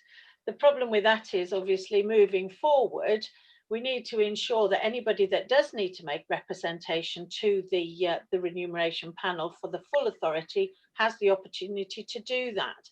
And I'm on the the corporate governance task and finish group, and on our timetable it said that we were to oversee the development of a members allowance scheme for the Shadow Authority, and yet we didn't get to see anything about this. So although, you know, it is what it is, we are where we are, I do think that members need the opportunity to be able to make representation. I also think that, you know, we should move quite quickly on getting this remuneration panel up and running and resolved, so that anybody wishing to come on to the unitary or stand for the unitary council is aware of exactly what that entails from a financial position. Thank you, Chair. Thank you, Councillor Stephen North. I have seen you, Councillor Maxwell. Yeah, thank you. Yeah, thank you, Chair. I think I obviously didn't know what the other members were going to mention, and I think, as Councillor Mercer said, I think we had Mr. Leach down at our council, and I think we're using the words hope and could. I think we should make it a requirement, Chair, Tom, if that's okay, through the scoping, that they actually do speak to members. I fully understand the structural change order. We knew what was coming in relation to the sheer amount of hard work we're doing on both ends with our sovereign councils and with the new authority. But the desktop just really doesn't understand just the sheer amount of work that's going on. And they really do need to speak to those members who are involved in the Shadow just to understand what's going to be required going forward, which, as we know, will be quite immense. Thank you. Councillor Chris Stanber. Thank you very much, Chair. I too would like to welcome this report and thank the group for the work they did in coming to their conclusions. Got no problem with recommendation 2. It's right that that work should continue. However, I'd like to move an amendment to recommendation 1. The amendment I would like to move is that we reject the recommendations contained within the Independent Remuneration Panel's report and set all allowances, whether basic, special responsibility, civic, or anything else, at nil. Thank you, Chair. Okay. I'd ask for a seconder as well. Sorry? I'd like to ask for a seconder too, please. Yes, I was going to ask for a seconder. Councillor Hakewell's waving to me. So I'm happy to second Councillor Stanley. Point of order. Point of order. Go on, Councillor Mercer. No, you can't have an amendment that reverses the meaning of a motion. You have to vote against it. It's allowed on this occasion because they're setting an amount. It's a different amount. It's allowed, Councillor Mercer, because it's a different amount. Right. Can I finish going through the rest of the members who wish to speak, and then we'll come back to the amendment? That's a simple one. Councillor, I'm told we now have to deal with a vote on the amendment. Does anybody want to speak to this amendment first? Otherwise, we go to the vote. I haven't forgotten you, David. Two Davids, Leslie or Victoria, but we've got to vote on this amendment. It's been moved. Keep your blue hands up for me. Yeah, Councillor Maxwell, I've seen you. And I got you, Councillor Griffiths, your blue hands up. That's what we like, blue hands up. Okay,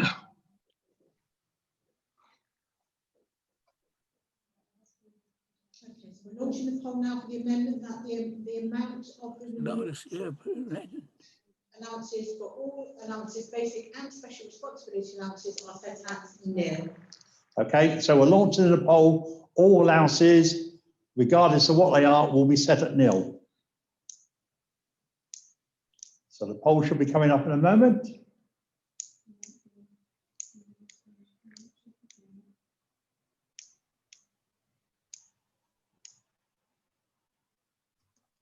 There we go. Please vote accordingly as you feel led. If anyone can't see if they're late. And yeah, again, if you can't see, just let me know, please.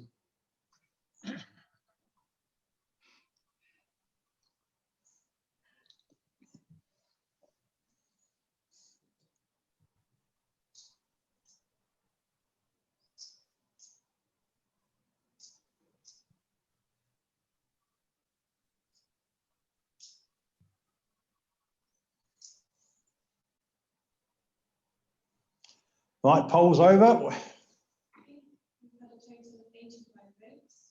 85 votes. 26 for. 53 against. 6 abstentions. The amendment's lost. Right, Councillor Brackenbury, please. David Brackenbury. Sorry, David. Thank you very much, Mr. Chairman. And obviously the amendment slightly got in the way of what I was going to say. But going back to what Councillor Jill Mercer was saying a moment ago, I too was on the same working party where we appointed members of the Independent Remuneration Panel. And I'd like to add my thanks to them for their hard work in coming up with this scheme. I also very much support Councillor Mercer's views that and Councillor Stephen North's views that as wide consultation be made as possible with the work that is coming up to set the allowances for the new authority, so that they have an idea of the scope of work that members will be asked to undertake, and that the allowances reflect the amount of work that members have to do and the amount of responsibility that some members will also have to undertake. I think I'm pleased that we have passed the recommended allowances for the shadow authority. I fully accept that it will be most unlikely that any member will be making any move to draw on those allowances, but it does reflect the hard work and the concentration that the Independent Remuneration Panel put in, and I think we should think carefully before rejecting the advice of an independent panel like this, even if there will be no financial impact whatsoever. I think if we do go out and ask people for advice, it comes back that they have given us such advice. We should think carefully before saying, well, actually, we reject it. So that basically, I think, is what I'd like to say, and I'd like to just support Councillor Jill Mercer. Thanks, Chairman. Thank you, Councillor David. Jenny. Thank you, Chairman. Two things. First of all, this report is exactly what we expected. The representatives of MCLHG have made it abundantly clear all the way through that they don't expect any expenses to be paid by the shadow unitary, and that all expenses should be paid by the existing sovereign councils. So I'm not surprised about this report in the slightest. The one thing it doesn't address, and I'd just like to question, because I know We have talked about making sure that people go on courses, etc., to pick up their future responsibilities. There is nothing in here to cover costs of courses. Now, I don't know whether that is going to be a cost that the shadow will pick up, or whether we're going to have to apply to our own sovereign councils for costs of anything that we actually physically go to learn about on behalf of the unitary. So I don't expect that to be sorted out tonight, but I just flag up that it's something that I think we need to look at relatively quickly. Thank you, Chairman. Leslie Thurland. Thank you, Chair. I too was on the panel with Councillor Mercer, and I have to say we didn't have many people to choose from. Not many people came forward for the job, although the ones that we've got, I think, are experienced panel members, and between the lot of us, we've experienced 1 or 2 or even 3 of them. And I do acknowledge that the IRP chose not to speak to us. I do feel personally that we've paid for something for a decision that was actually obvious, because we knew we weren't going to get any more money. So while it might not have been much, it was something we paid for. And I would strongly, and I cannot say this more strongly, that we make sure that we who want to be represented in front of this panel are allowed to do so. We do need to make it happen at stage 2. Thank you, Chair. Thank you. Councillor Victoria Parry, please. Thank you. Councillor Thurland, absolutely agree with you, and I was going to make that point. We're paying for this panel, so Councillor Jenny said it was expected that they would produce a result that they did, but we still paid them to do it, public money. But now we are paying them. We don't ask them to consult us, we tell them. Simple. Right, thank you. Councillor Maxwell, please.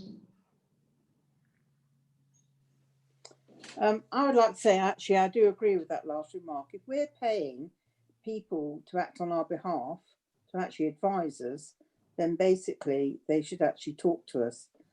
I also agree with Councillor Steve North on what he's actually said. I do feel that we should be aware of people's feelings about what should be awarded and what shouldn't be awarded.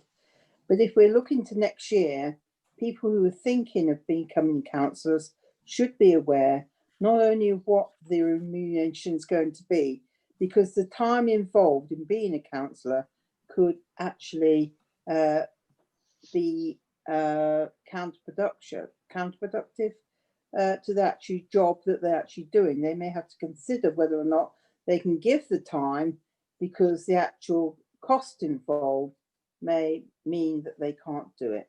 So I feel these 3 people that we're paying for, we should know exactly what they're thinking, and not just them saying they don't want to talk to us. And lastly, could I have a minutes of the 4th of June meeting so that I can see exactly what was discussed?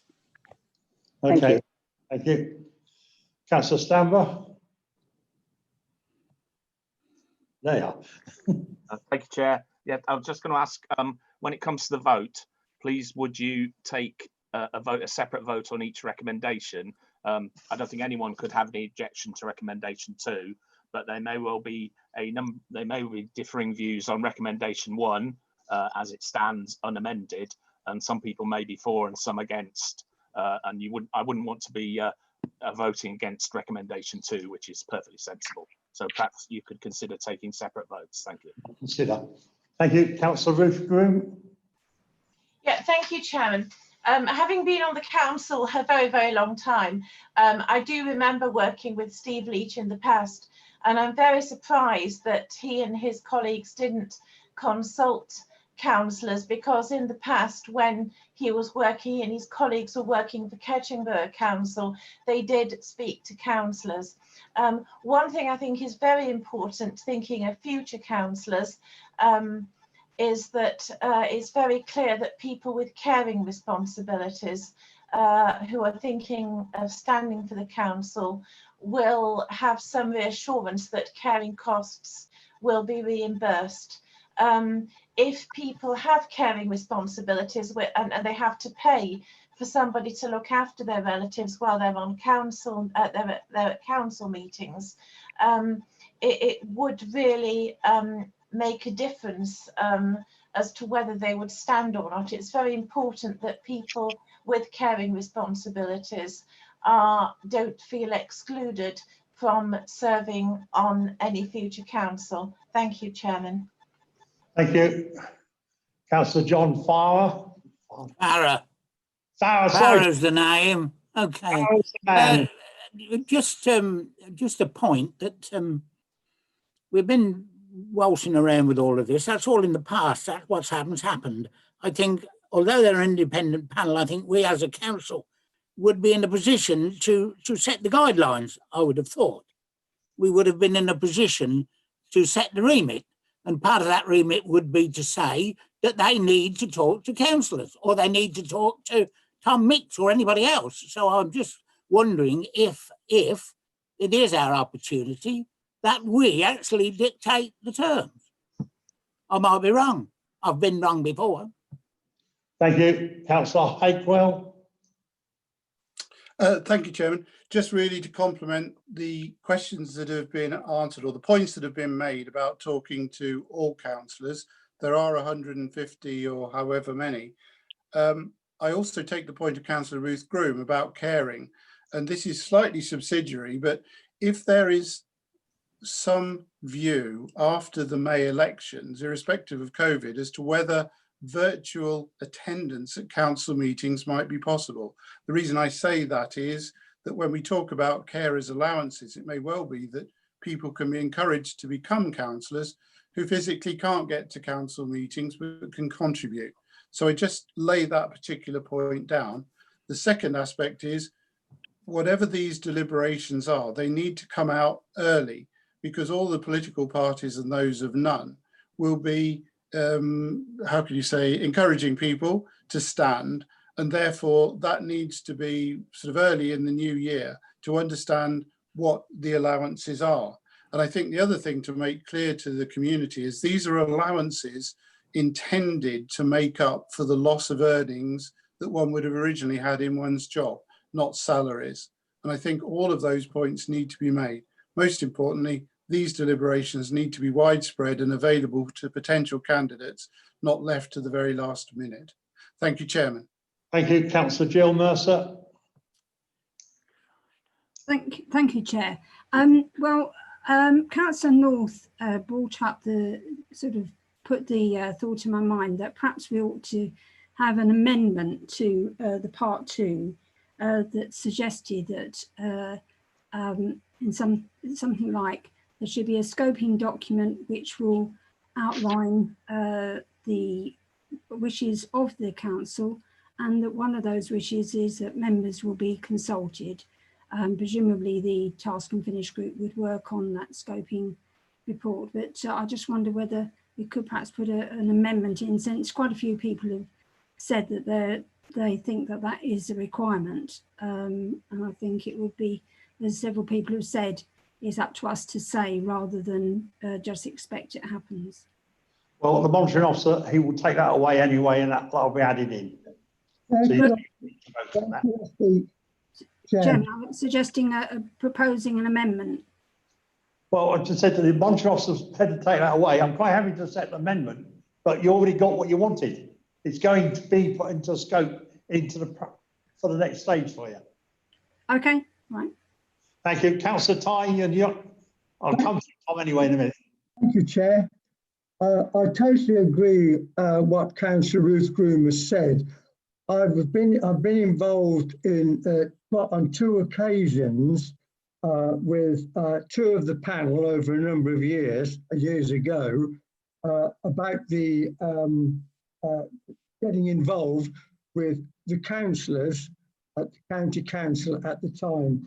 And if I remember correctly, at one stage their views were sought in through a survey from the panel, and there was also interviews conducted by the panel. I can remember, I think it's Professor Leach chairing that. So they are prepared to do this if they're asked to, I'm sure. And of course, they get far more information by doing that, because I'm sure that there's lots of views that council will wish to share with them. Thank you. Right. Thank you for the debate, members. Can I call upon Councillor Beattie as the mover to exercise his right of reply? Yes, thank you, Chair. I have to say, I didn't think a report which recommended absolutely no additional cost to the Shadow Authority would engender such debate. But there we go. That's good. I mean, I take Councillor David Brackenbury's point about appointing an independent remuneration panel of experts and then choosing to ignore their advice. The report we have in front of us is quite clear. Councillors receive their allowances from the Sovereign Authority. There's no cost here. I don't know why the remuneration panel didn't speak to members prior to coming up with this proposal. I will ensure, as chair of the Task and Finish group, that the scoping exercise that Councillor Mercer has talked about is done. There's no need for an amendment for that. The monitoring officer has decided to take that away. I will ensure that that happens, and I will ensure that the widest consultation possible takes place when the remuneration panel sets about its work for setting allowances for the North Northamptonshire Council. So all of those comments I have heard, I've noted, and I will take cognizance of. Thank you. Thank you. Right, members, we will now debates be closed. I'm not going to have separate votes on them. I think it's very simple. They're set out on page 1979. I will now ask Francesca to conduct an electronic poll.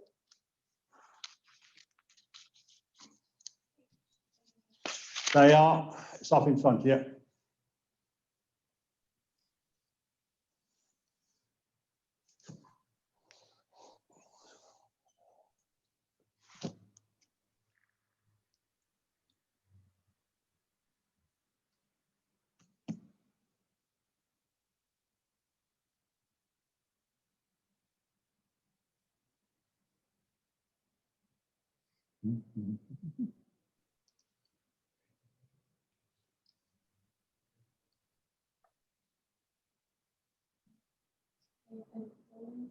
Right. 81. 81 votes. 56 for. 66, sorry. 8 against. 7 abstentions. That's carried. We'll now move on to item 8. We have received one notice of motion. Yeah, I've got my hand up to say something, please, if I could. Sorry. Well, is it about this motion? You're going to have a chance to speak in a minute. No, it's about what we just voted on. I'd like to request that in accordance with Rule 15.6 of the Rules of Procedure, the lost amendment is recorded in the minutes, please. Thank you. It will be done. Thank you. Right. Item 8, notice of motion received in accordance with the meeting procedure Rule 12. We have received one notice of motion in relation to the shadow executive functions as per the agenda for the meeting. In accordance with the meeting procedure Rule 12, a maximum of 15 minutes is allowed for debate on the notice of motion. This period shall include any speeches made by the mover, Councillor Chris Stanborough, and the secretary, Councillor Andrew Dutton.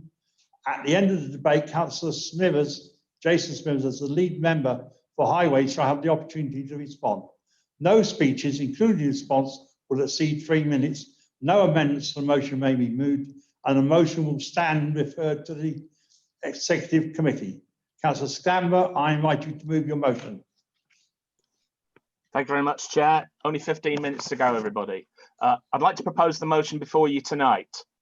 If a contractor is appointed to deliver a highways contract in North Northamptonshire when the current arrangements come to an end, it will undoubtedly be a high-profile, long-term contract, the effects of which, both in financial and service delivery terms will be felt by local residents for many years.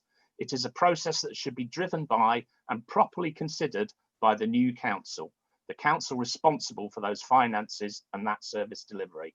Such consideration should include all options, including the option to bring the service in-house, and an assessment of the affordability of any expenditure on advisors in the light of all budgetary constraints being experienced by that council. I'd like to commend the project team for negotiating a new short-term contract with an optional extension to the end of April 2022. I welcome the repatriation of services that resulted. It is a welcome recognition that delivery of services in-house is an option worth pursuing. Whilst it is true that under the process put in place by NCC recently, it will be the new council that will make the decision on appointing a future highways contract provider, it is also true that that will be after £1.4 million has been spent on employing advisors to advise on a process that does not include the option to bring the service in-house. Bringing the service in-house is an option that does not require the expenditure of £1.4 million on advisors. It is an option that demands proper consideration by the new council. That is our duty to the people of North Northamptonshire. This motion does not rule out a single procurement exercise across the county if that is required. It does, however, seek to give us options that we do not currently have. Members should be very clear that under the current process, it is entirely possible that the new council will decide not to appoint a contractor at all. The money spent would have been wasted, and the contractor expecting to be appointed will be disappointed. Two good reasons to support this motion and put the new council in control of the process. I do hope you'll support the motion tonight. Thank you. Thank you. Can I have Councillor Andrew Dutton to second the motion, please? Yes, I'm pleased to second the motion. The lesson of the COVID-19 pandemic is that local government has outperformed central government because it knows the needs of the local communities which it serves and has been able to respond in the most appropriate manner. Public services and flexible working have been the keynotes of this success. Outsourcing crucial services like highways maintenance has the essential day-to-day decision-making to a commercial partner and compromises the local authority's capability to respond with speed and flexibility. It becomes too easy to pass the buck, as we have seen at national level with Ofqual and the Department for Education. Do we really want local authorities reduced to the status of virtual authorities existing only to manage external contracts? The only contract which really matters is the contract between local people and the local council, which is enacted by due democratic process through the ballot box. Delaying the award of a new highways maintenance contract until after the elections next May will give a new council with a new democratic mandate the opportunity to determine new and innovative ways of ensuring that our roads are fit for purpose and meet the needs of local people. It would be good to debate the possibility of bringing highways maintenance back in-house and to discuss ways in which small-scale routine maintenance might be devolved to town and parish councils using local contractors. This would be a boost to the local economies and even eradicate the pothole pandemic. I commend this motion to the Shadow Council. Thank you, Chair. Thank you. I'm going to call upon Councillor Jason Smithers as lead member for Highways, who will provide clarification in terms of the contents of the motions. And then I'll go to members for debate afterwards. Councillor Smithers, please. Thank you, Mr. Chairman. Northamptonshire County Council Cabinet received recently an update on the progress towards procuring the replacement highways contract when the current contract ends. That same update was also provided to the local government reform programme and to the Joint Implementation Executive to ensure that the leaders of the district and borough councils were also fully aware of the current process and the step towards procuring of a new contract. The update paper can be found at the County Council's website, which I'm happy to share with anyone at a later date if they wish to see that. The procurement of a contract of this size is a complex matter which generally can take up to 2 years. Therefore, to ensure contracts are in place before the end of the current contract, it is necessary to start the process before vesting day. The process itself will not be complete until after vesting day, and it will be the new unitary authorities in 2021, and I emphasise on the new unitary authorities, who will decide whether to appoint the winning bidder or bidders as their highways contractor. Given the timescales, it's necessary for the County Council to lead the current process to procure a new contractor, but to ensure the interests of the future authorities are fully considered. The project board includes officer representation from the County Council, as well as from the districts and borough councils in the North and the West unitary areas. Members of the shadow authorities are also being kept up to date on progress and have opportunities to influence the nature of the contract that is being procured. Given the current approach to the procurement exercise, the first part of this proposed motion is unnecessary, given that the future unitary authority will already be making the decision on the appointment of the future highways contractor.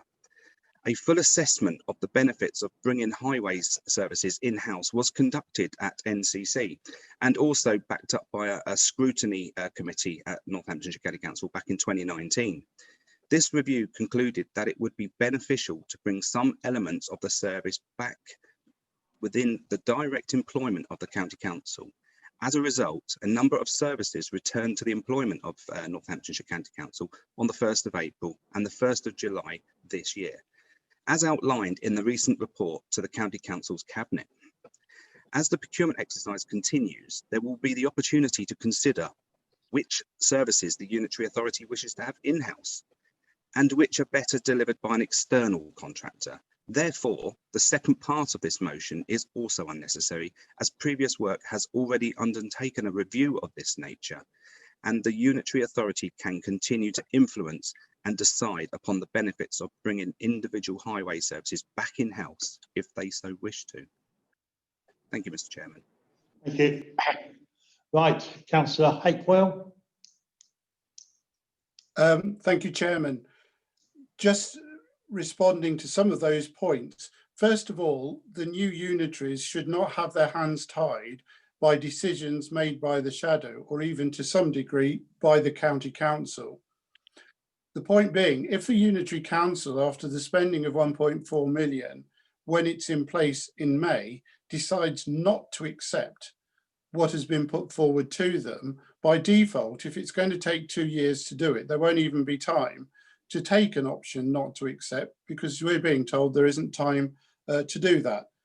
New unitary councillors will have an option to be imaginative, and let's hope there are lots of new people who come in with new and different ideas.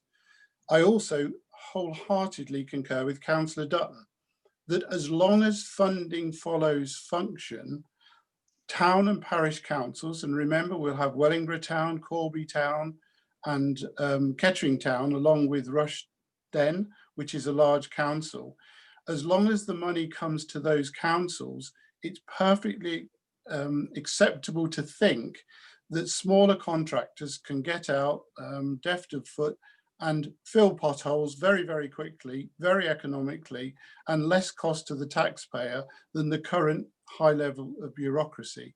So I will support this motion and don't agree that this should be tying the hands of our successors in title. Thank you. Thank you, Councillor Jean Addison.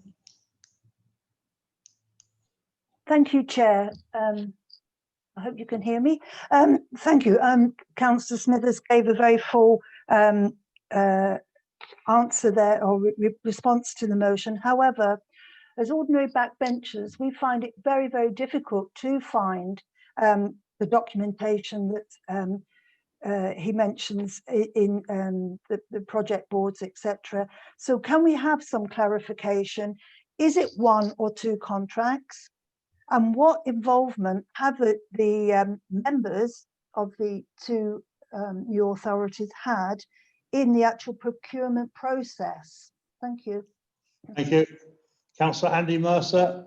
Thank you, Chair. I've been involved in procuring a number of fairly large contracts via councils in the past, spending many hours sitting with lawyers and going through the process.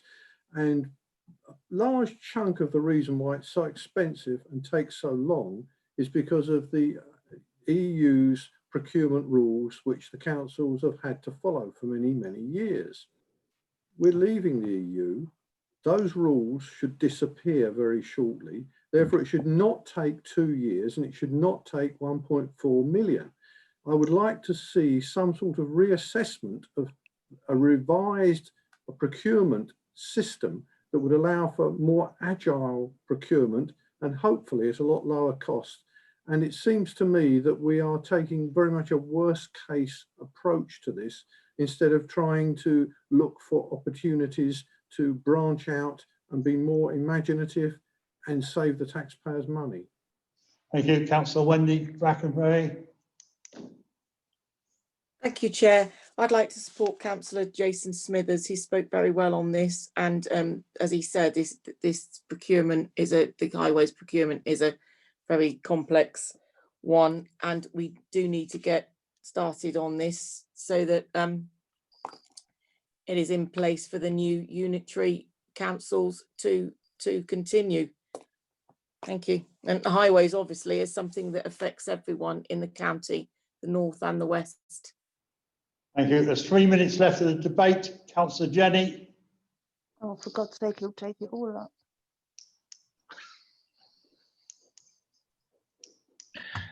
Right.